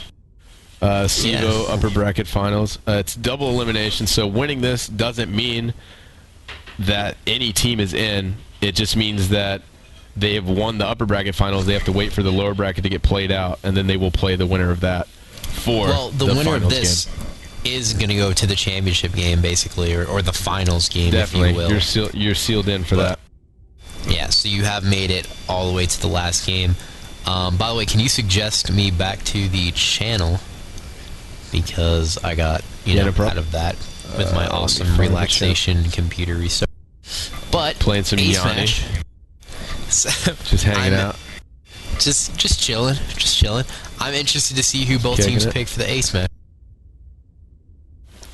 Seeing how solid Maker played just now, I feel like he's feeling really confident. I wouldn't be surprised if they picked him. But Ver also won his match as well, so we'll see. We shall see. My prediction, as I chew on this saltine cracker, delicious, by the way. Maker versus no one has ever called the saltine cracker delicious. Hey, I like saltine crackers, don't hate. Before, while your kitchen was on fire and I was casting in between the dead space, I was just eating some steamed broccoli. I mean, sometimes you gotta kick it healthy. Well, I mean, that's what Athene eats, so I mean, that's all I've been eating for 3 months. He is the best Protoss in the world. On top of the best Paladin in the world. Right now, they're working on who they're going to bring out next. This is they're deliberating. Maker versus Steve, I'm calling it. Oh, yeah? And if I'm wrong, I won't give a shit because I'm wrong about everything. I'm not sure if Azide did not play today, so he can't be in the ace match. But if you don't know, Azide is a Canadian player that RS just picked up recently. played in their last match against Baneling Bust. I don't know anything about Baneling Bust because ESEA mixes every team together. There's no leagues yet for StarCraft 2, so you have the absolute worst teams with the absolute best teams. So they played Baneling Bust, and Azai did 2-0 his opponent. So, you know, at least better than that guy. That's basically all I know about him. I know he is Protoss, and I know RS is looking to diversify because most of their players are Terran. As you can tell tonight, all four of their players are Terran. Besides Mick Engine or whatever that one guy was. I was also told you guys looking to, Mick Engine, also from Canada. Anyone that may want to join RS, if you think you got what it takes, looks like he says Ver. Ver's going to be it. But if you think you have what it takes, you can head over to rsgaming.com and talk to some of the guys there and maybe try and get on. This is they're looking for 2 more Protoss, maybe, definitely 1, and definitely 1 more Zerg players for their team. So, and probably like a dozen more Terran. Yeah, and if you're Terran, you could probably get on as well. If you're Terran and you don't have the letters R or S in your name, you're automatically on the team, in case you didn't know. You've been on the team the whole time. What if... My name is R.Suave. Nope, you're out. Yeah, Energy's got some pretty good players as well. They have the 4th player on the North American ladder right now for Masters, which is DDE, Terran player as well. Astoji versus Ver. Damn, who passed up DDE on the ladder, by the way? Last I checked, he was first. Select is number 1. I don't know the other 2, but I know Select is number 1, DDE is number 4. Beast. Apparently, by the way, Select was from New Jersey as well. I don't know where he's kicking it now, but I heard he was from New Jersey as well. Astoji is actually 8th on the ladder, which is still really high. I'll play your game. For those of you guys that heard me talking about the Steez Cup, which is a daily event, it's leading up to March 10th, and March 10th is when it'll be done. That's when they'll pick the best one. So you still got some time to do some weird crap on the ladder. I know I will be. So I'm gonna beat everyone. I know what I'm gonna do. I'm actually not even gonna win by using anything crazy. Don't say it out loud. Don't say it out loud. I'm gonna say it out loud. I'm gonna say it out loud, and you know what? Because you know what? I probably won't even do it because I'm lazy as hell. So I'm gonna give this idea to the Team Liquid community. I guarantee you'll win with this. You literally don't make a single unit from the time the game starts. You don't even move your harvesters. You leave them in that line, and all you do is shit talk the other guy until he leaves. You win the game by shit talking him until he's out. There's categories. There's categories for the contest, and one of them is dialogue. So it's dialogue, skill of the opponent, and I think cleanness of execution. Well, I mean, it's not going to be clean because I'm going to curse the hell out of the guy and no. This is execution. Not that's part of dialogue. Anything you say is part of dialogue. Execution is going to be your build. So if your build is not to build anything, then it's cleanly executed. So I think you would max points and win. I'm going to do it. I'm going to hope I get someone in Masters League that finds it funny. That's some real psychological warfare. I don't think you could pull that off. That's it, and that's because you said that.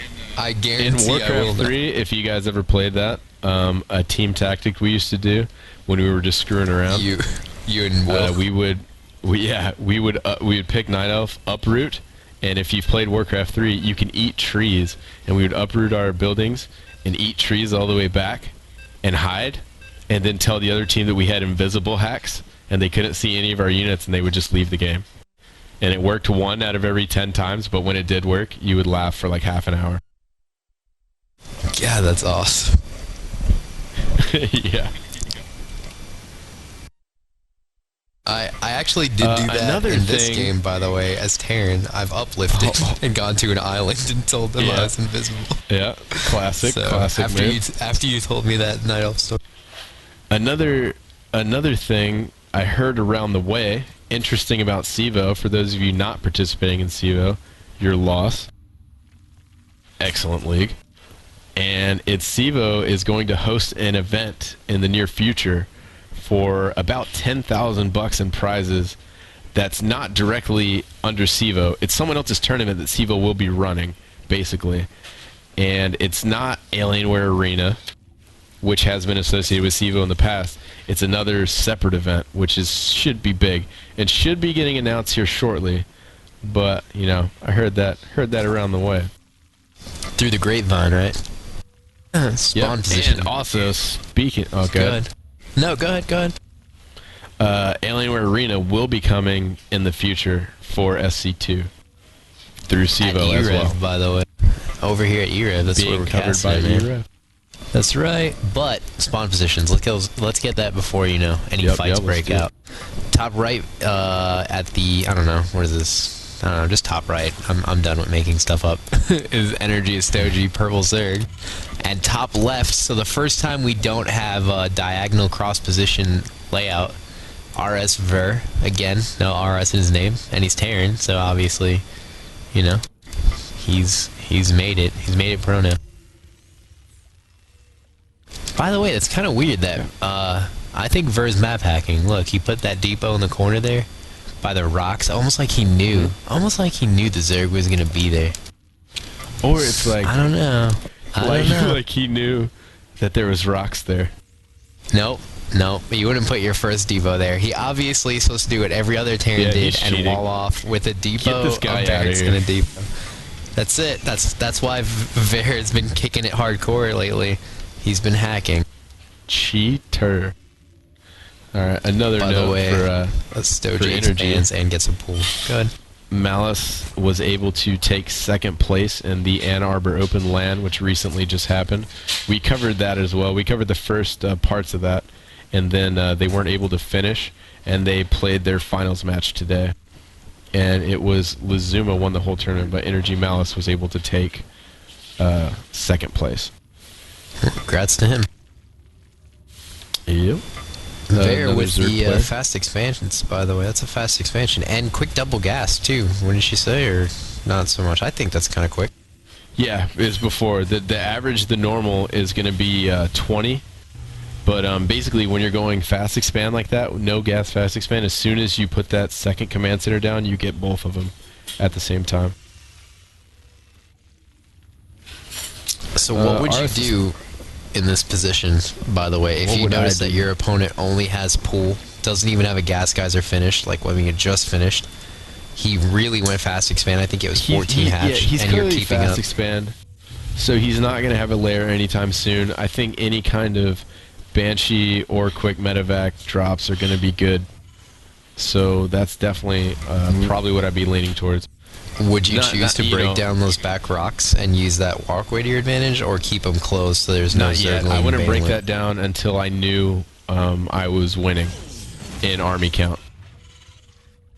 And then after, and I think we could see that, after he picks up the lead in army count, he'll break those down so he can just rally directly through that path as opposed to running around.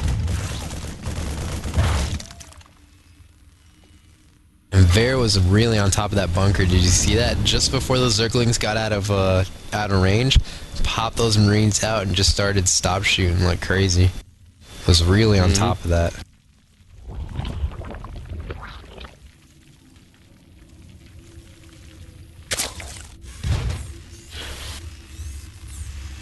Double factory. Yeah, we could be seeing that heavy mech build like we were talking about. The Hellion tank type of thing. But yeah, it looks like he's going to be jumping on this reactor. Hellion. I think we're just going to see tons of Blue Flame Hellions. We shall see. Well, what else are you going to do with the reactor? And he's getting the Blue Flames, so, I mean, this is going to be triple Blue Flame Hellion production. We did see in the last cast that we did get unsieged tanks and just roll through a Zerg really quick.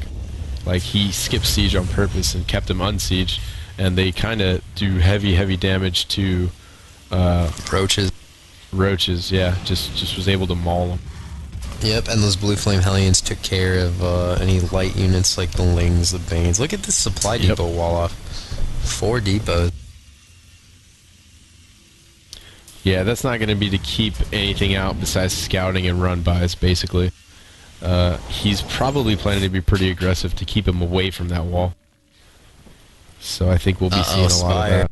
Starport going down. If he really wants to do this blue flame thing, he's going to have to do it quick. Because once those mutas come out, flames ain't shooting. And here he goes. And this is going to be, I think he's going to do well. I think, unless he's able to block this ramp really quick. Blue flame. Up, and he does block. Finishes. He does see him. Good work. Good work by If he can run... Oh, no. Quick reaction. No, that's a solid wall. Oh, is it? Okay. Yeah, he saw him coming and instantly threw down 3 Evo chambers with that, now, at this point, mess up by Bear, I think. Would you break the back wall? No, I would drop. I would drop because, but seeing him do that, that's a pretty desperate move, I think, throwing those 3 Evo chambers down as quick as he did. I would just drop over the wall, maybe take one in elevator, guys in there. Either way, it only takes 2 to one-shot workers, so even if you get 2 in there, he's got no defense besides static defense. So any running around, he's just going to be able to kill anything. Here come the mutas, though, for him. Yeah. I think if he did a run-by or a drop right there, he'd be fine. And a medevac is coming out, and it is rallied down there, so that I think that's exactly what is going to happen. 8 mutas. Medevacs cannot heal Hellions, so we're definitely going to be seeing a jump over that wall. And it's, yeah, should be good. No turrets, though. So those mutas could be pretty... Here come the Thors. Yep. Thors are going to be what he needs right now to defend his base. But there's 4 out already, making their way. I think they're going to get quite a few kills. These Hellions are still rallied over there. And look, they're just pouring into these mutas. Well, they can outrun them. I mean, it's not a huge thing. And honestly, he'd probably rather, and splitting up is good too, and I think he'd rather have the Hellions being shot right now than his mineral line. See, now his turret's done, so he should be, yeah, he's fine. Throwing down another one. He's going to get picked off though. Yep, picks that one off. Gonna have a drop. Yep, just like I was saying. He's going to drop past 2 drops, actually. This is going to be 6 Hellions, 2 in the natural. He's going to be able to deal with it. Yeah, but he's going to deal with the 2 in the natural. That's a distraction because there's 4 in the main. Running away, the last thing you want to do against Hellions. If he's able to get there, he can kill all of those at once. Oh my god. Go! Oh, he just hit like 7 or 8 of them. Just missed. No kills. No kills. Didn't get any kills. Excellent defense by Sturgy. 1 second, 1 missed move that could have gone completely different. I don't remember exactly what game it was, but I want to say it was someone against In Control that we casted. Remember one of those Hellions, they lined up all the probes, and the Hellions got like 27 kills. One Hellion had like almost 30 kills. It was ridiculous. Running away is the last thing you want to do against Hellion. If anything, you maybe want to pull 2 or 3 to try and block, but other than that, just leaving them to mine is really the best thing that you can do. Running away is only going to get you murdered. I mean, you can run away, but you have to really leave early. If you're leaving once the way ahead. Yeah, if you're leaving once the Hellions are already in the mineral line, you might as well just your harvesters might as well have a self-destruct button. If Bear was a little bit quicker and saw them pulling quicker than he did, he could have gotten so many of them. He could have literally almost ended the game due to economic cutdown. Yeah. He would have taken out all of those drones. They were literally in one stacked line for him. 4 factories right now. 4 factories, 4 bears. He's gonna go Thors. Oh, he's gonna lose more Hellions. I don't know why he's leaving these Hellions out here, to just chill.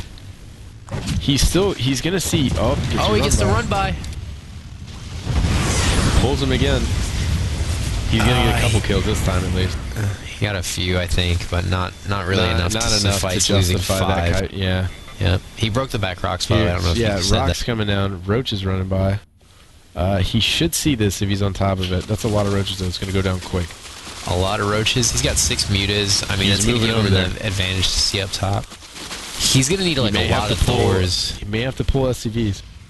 3 Thors, a tank. Does he have Siege? Yeah, I think he's going to pull SCVs. He has Siege. Definitely. You got 4 factories. You got to have Siege. Come on. I'm sorry, why you gotta hate on me? Why you gotta hate? 3 bunkers going down. Here comes the engagement. He's gonna lose that first Thor. Oh man, that Thor's taking a lot of damage. But they're doing good damage too. They're taking out a lot of roaches. And that siege tank got a good hit in. Blue Flame Heli. Blocked in by SCVs. He's blocking with the SCVs. Good block. Good work, good work. I mean, he lost, I'd say maybe 8, 9 SCVs, 10. I mean, I didn't think he lost that many. And if you look at his natural, he's got plenty of SCVs. He was, the only thing is it's going to hurt this third base. He's trying to get that third base in. Really 2 Thors, and he lost a lot of roaches. I mean, that was a lot of roaches. A lot. And so, right now, I mean, Vare is really coming out on top. Oh, he's in a bad spot on the ramp, though. He's kind of stuck. He's got to siege up. Nope, he's not sieging up to hit those roaches. He does. I don't think he has to siege up. He doesn't want to siege up, though, to get stuck by the mutas, but the thing is, there's only like 5 mutas. He might as well just siege up to get all the roaches down. He needs those Thors, and he lost them. Another tank coming out. He's not going to have a Thor for a while. I don't think he has the economy to make another Thor. Oh, this might be game. I think Vare might be stuck. He might be too far back economically because the mech builds are very, very resource intensive, and you have to save those mech units. And he lost a decent. I mean, he lost 2 Thors. He lost a couple tanks. If he holds this, he might be able to do something, but it's going to be tough. Well, see, and if you look, his natural's getting he's losing rated the by those roaches too. So it's I think this is pretty much over. It's he kind has of depressing. Plenty of unit producing structures, and the thing is, Astoji was able to hit him right as he was going to take a third base, which was really big. And Astoji by the way, expanded another 2 times. So. Yeah, he's pretty much got this one in the bag. But if you're not familiar with the CEVO format, Vare will be picking the next map. So we'll see what's going on there. Lost Temple. I expect him to pick something. Yeah, Lost Temple. Most likely. I would pick Lost Temple, I think. Especially being a heavy mech build. I mean, it's just going to lend so much to Thor drops and tank drops on those ledges. Yep, Lost Temple. Damn, I got one. We are psychic.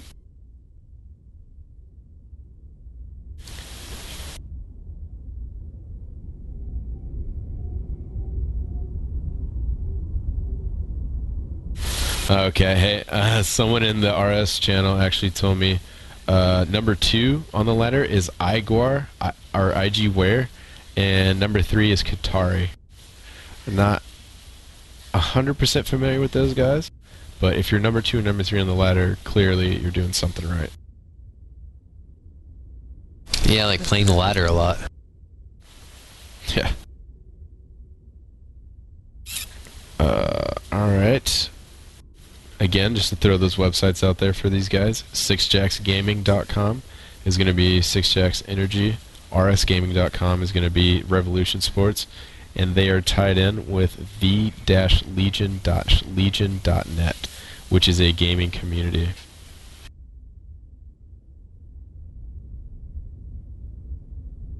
So this next map, pretty big.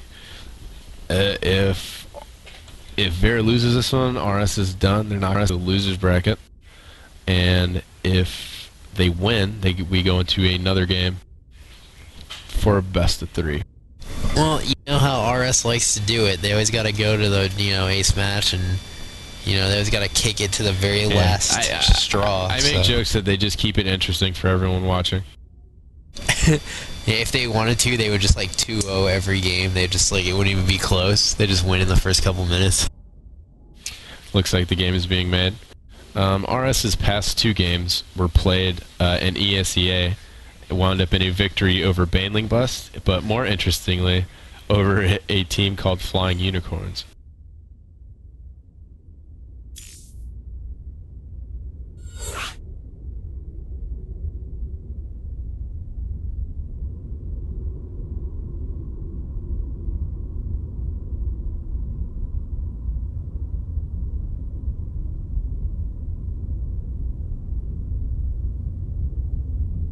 But yeah, again, if you guys weren't in earlier, CEVO's got a $10,000 event to come in the near future.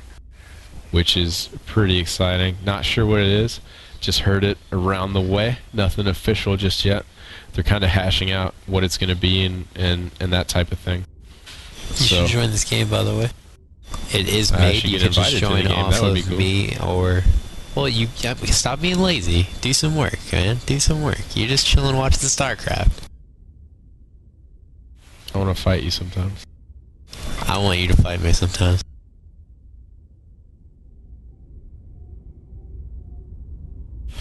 Another note, like I said, Arcane left RS to go to Energy. He was an old pro Warcraft 3 player and was #1 on the ladder for a while for Warcraft 3. And DDE from Energy used to play on a Brood War national team for Canada and used to do a lot of international events. So that's where he gets his what Stoji's doing 1A, 2A, 3A, 5. I like how Arcane... He's warming up. Arcane goes, wow, why the hell do you keep talking about me? Well, you know what, Arcane? We're going to dedicate the whole next game to you. And as a matter of fact, I'm going to dedicate it to you because after you moved from RS to Arcane, you put an actual clan tag on. I bet you while he was in RS, he didn't have RS Arcane as a name. I bet you anything. He says because you're Brett Favre. I made that analogy earlier. Hey, you got a lobby host, so make sure they're ready to go and let's do it. Well, I'm going to kick you out, so later. Do it, because I'll probably just end up putting my computer in sleep mode anyway. So who cares? Going. Boom. Start button. Action. Excitement. Get amped. Get amped. What day is it? I don't even know what day it is. You gotta be all like, no, it's Tuesday. You gotta be like Tuesday. Come over to e-rev.tv and check out some StarCraft 2. It's free and you can use your computer chair to watch, but you're only gonna use the edge. Gravedigger. Come on down and see Bigfoot, Gravedigger, and Samson, right? Wasn't the one with arms Samson? I don't remember. There was one called Samson. I think that was the one that had big monster truck guy. Beefy arms. You like monster trucks, brother? I love monster trucks. He sounded like freaking Macho Man Randy Savage for a second. Couldn't get the bones off. That's my Uncle Randy. Alright, 6 o'clock position, Zerg, Energy Stoji up 1-0 in this best of 3 ace match. And then spawning at 3 o'clock, RS Ver, Sky Blue cool. Terran, you know? Hey, what do you think Arcane's favorite food is? I don't know, man. I bet you it's something magically delicious. You see what I did there? You see what I did there? I got you. Magically delicious. Damn! I do want Lucky Charms, though, now. But he's pretty cool. You know what? I'm not even too concerned about this game anymore. I just want to talk about Arcane. I'm going to tab out and see if I can find a bio on him on Google real quick. Lugal. Here we go, the annoying drone harass. 2 punches and he's out. Running away, scouting. Fast expand for Stoji. Ballsy in these close positions. But he is up 1 game, so, you know, he can afford to lose this. Go, gonna get that. Got him, but he's got a backup SCV just waiting. So, by the way, I wasn't kidding. If you do have the camera set to mine, you should set it to trades for a little bit, because I am going to tab out and look up for anything I could find about Arcane. Let's not beat this dead horse. I'm sad I said anything. We should start, you know when you're on Team Liquid on the TL community, you see all those like Huck fan club, Aja fan club, like official threads? The Arcane fan club. Start the Energy Arcane official fan club. Another 2 supply depots at the front there for Ver. It's kind of like he did in the expansion on the last map. Might gonna see a Reaper, 1 barracks with a tech lab. We will see as soon as there's 50 gas. Marine first. Stem. Yep, no Reapers. Bad gas. Going quick roach, by the way. Yes, he is. Roach would be good in close positions on this, especially if he gets an Overlord or something to see up this ledge to pick off supply depots again, because that's just so fucking annoying. Yeah. When you can do that. It really I mean, is. I'm not just saying roaches, I just mean anything, like Marines, Marauders, Stalkers, anything that just gets the site and can pick off, you know, any buildings related to your food count. Second command center. Both of these guys going for a quicker expand in close positions. Kind of strange. But hey, they know what they're doing. They're pros, man. They're pros. Let it ride. Third supply depot going down to block.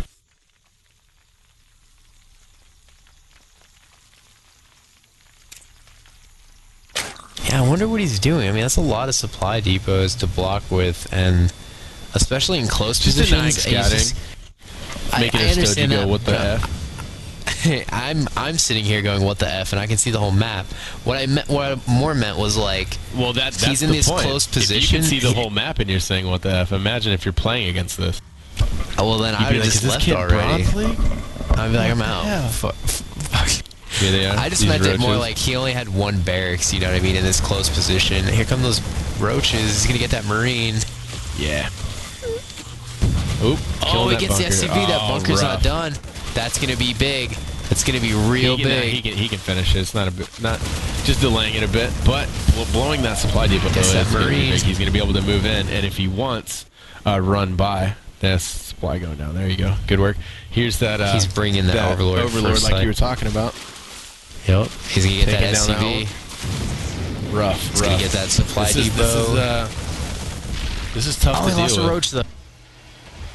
We see this Losing a lot a of roach times is a with lot the bigger Zergs, than too. losing a Marine. Oh, definitely. Roaches cause gas. Anytime something causes gas for Zerg, that's big. An advantage to seeing roaches as a Terran, though, is that you know mutas aren't going to be out for at least a little bit later than they normally would be. Another bunker. If we make it there, pulling 4 SCVs to repair, as he's starting to get those Marauders. Picking off those chasing guys SCVs. out There here. goes Marauder. Yep, and there he goes. By the way, you need to lean back into your mic. This is good, sorry. Yeah, you just got a little too far from it. Yeah. I mean, I don't know if it changed on the stream, but for me, it's a little more difficult to understand. You have Batman ears. Something like that. Yep, oversaturating this main base so that when he jumps that second orbital, as soon as he cleans this attack up, which it looks like he has, he's going to jump it and be able to transfer those workers and see a huge explosion in his economy. And it looks like he's going for a heavy bio build, 4 barracks, nothing else besides barracks right now. Going to kill that Overlord, which is going to bring him to within 1 supply of supply cap, as he's sending a couple roaches forward just to hold that tower, most likely, because I don't think he would push into this. It wouldn't be smart. By the way, there goes that Running spire when you were talking about those delayed roaches. Still He doesn't have slow, though. Still doesn't have it. It's being like, researched. It's we're almost done. going to be able to get these guys. Good use of fog. And he, yeah, it's 9 minutes, and that spire is just now about halfway, and that's definitely late, like I was saying.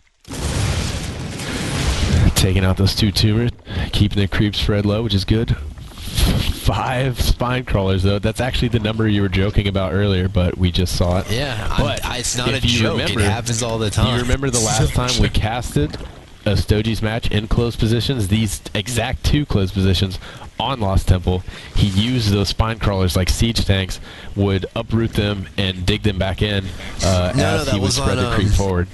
That was on No, Delta that was Quadrant. here. This was I here think too. it I've was seen him do it here. I thought it was Delta Could Quad have been 2 and different games. We've casted yeah. energy a couple times. We've done a lot of those, but I'm pretty sure it was Delta Quad and Steps. I know, because I know made for that a fact reference he's to done it on Azure. this. Okay. Well, he does it a lot. He likes to basically make the Zerg siege tank out of his spine crawler, which I mean, it's not used a lot, but I mean they definitely use it. I mean, the first time I saw it was Azure versus Huck, and then I've seen other players do it. It's not huge. It's not something you see on the ladder, like but it's really effective. Baneling Nest. Baneling nest going down. If he's able to deal with these Mutalisks, keep the harass low. He always it seems like he gets his turrets a little bit late. If he were to get him a little bit earlier, I think he'd be okay. Yeah. He's losing a lot right there, forcing a couple Needs stems. is really good on his turrets. Yeah. I'm paranoid with that. At roughly 8 minutes, 8 to 9 minutes, I'm always putting at least one turret up in each expansion or base that I have. He's losing a lot of harvesters. This could really cost him big, like really big. He is. But the pressure that he put on that hatchery when he was really close to it, or his main base, kind of forced him to stop droning. So, if you look at the worker count, Astoji is ahead by quite a bit after that harass, 29 to 54. He has energy for one mule or one scan at this point. Yeah, he's only behind by 400, 500 per minute with taking mules into account. So 2 base Terran versus 2 base Zerg. Terran's going to have a little bit of an advantage. Going for medevacs. Here come those mutas again. Like. Damn, couple turrets get that reactor. Yeah, good work. With mutas hitting harassing unit. Is he going to cancel it over? No, I saved it. Okay. Turret going down there.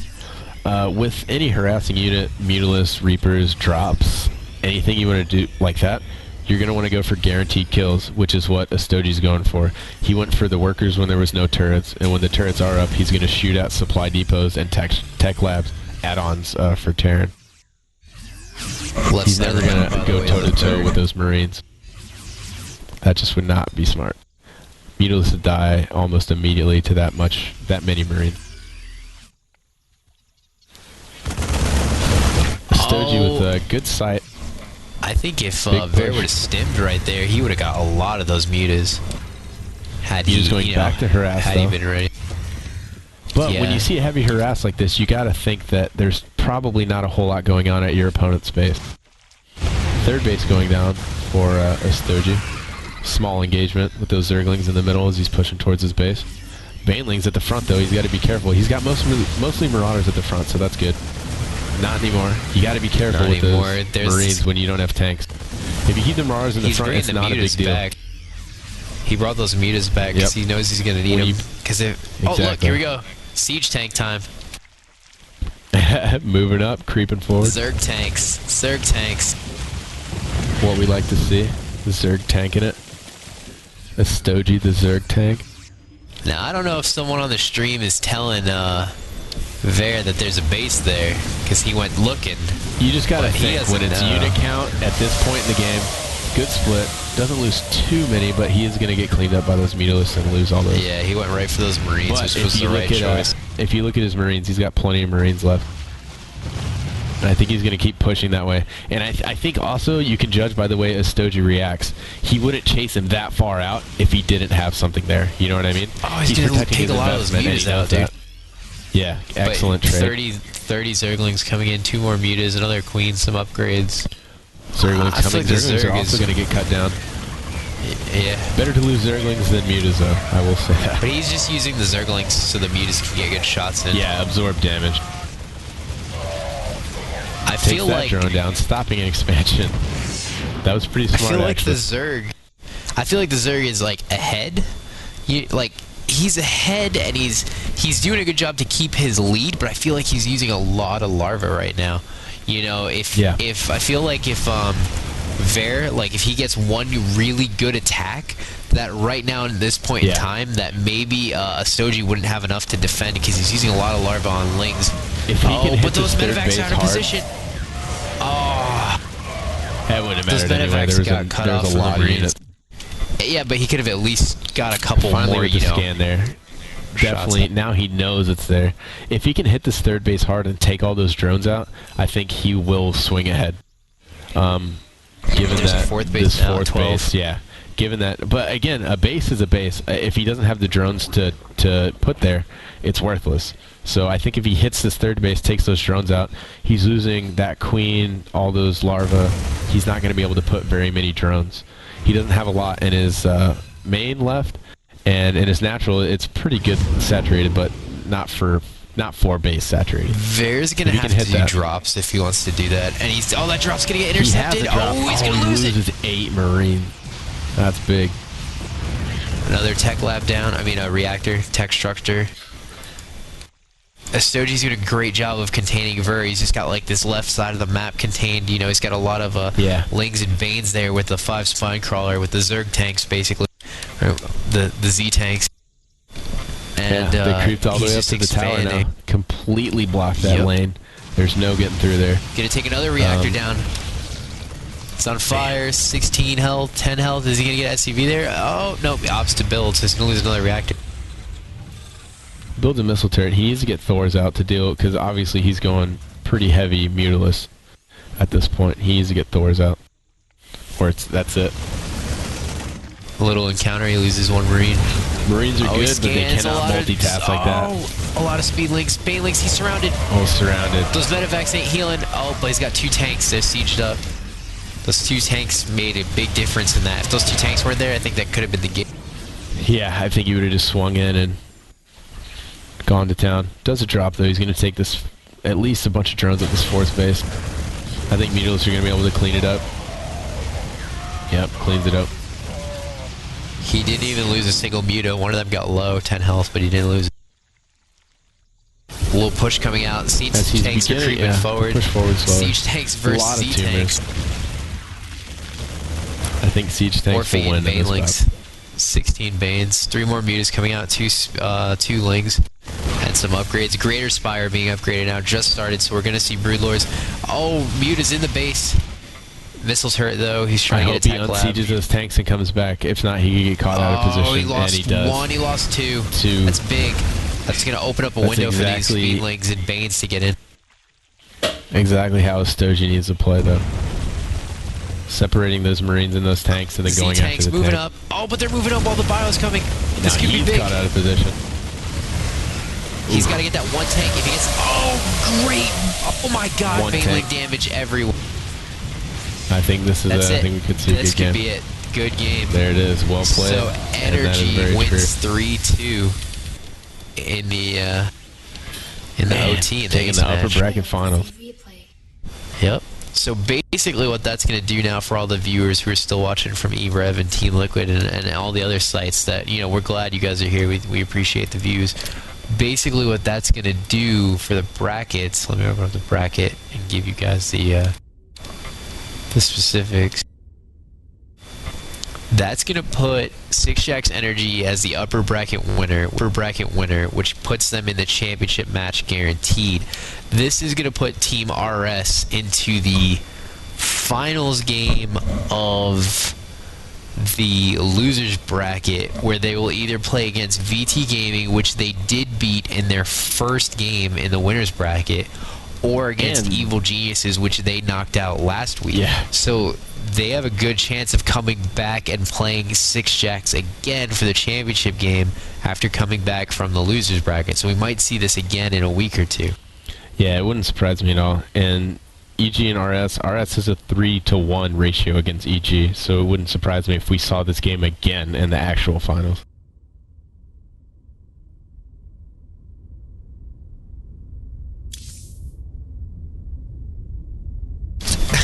So, yeah, that's pretty much it. Grats to Energy, who are guaranteed some mouse pads. Super pumped about their guaranteed mouse pads. Really pumped about it. Hey, man, for 6 months, a while ago, I think it was like last year, for a good 6 months, I was using the comics from my Sunday newspaper as a mouse pad for the longest time. So yeah, that's how homeless people have to play. Hey, you know, sometimes you got to pay for internet. You can't pay for everything else, you know. But I think that's it. Is there anything else you want to say before we close the stream out for tonight? I mean... Nope. Just give a quick shout out to the websites again. 6jaxgaming.com, rsgaming.com, and the-legion.net, as well as cevo.com, the league that they're playing in. And Team Liquid, if that's where you're tuning in. Thank you for everyone, and we will bring you the next games. Yep. I want to give a special thanks to everyone who watched, especially, you know what, I want to give an extra special thank you to Ellis from Cevo, because he actually got us on the front page calendar on Team Liquid, which has been quite a bitch for us to get accomplished lately. That's rough. So I want to give a special thanks to Ellis from Cevo, and I want to thank everyone. Jonas. Yeah. Clytel. And thank you. Cladle We appreciate it. for doing the video for us tonight. Cladle. Yeah, that's how I say it, man. You know, whatever. That's how I do it on the East Coast. That's how you say it in American. Yeah, that's how Americans say it. But I want to say thanks, again to all the viewers, especially, the e-rev, anyone who's tuning in from the Legion. I mean, we've been throwing their stuff around, so I'm sure, they've been watching. Team Liquid, obviously, we've been doing a lot with their IRC, especially, Trey, you've been in there doing a lot of work with those guys. But we were on the front page today, so hopefully we got a lot of Team Liquid viewers, so definitely big thanks to that. And I think that's pretty much it. I want to thank you, Trey, for casting with me. I'm glad to be back. I'm finally done moving and glad to be casting. Thank baby Jesus. Yeah. Let's close this before it gets too stupid. Thank Jehovah We'll catch you guys Almighty. later. Yeah. That's Trey. I'm Laser. We're out.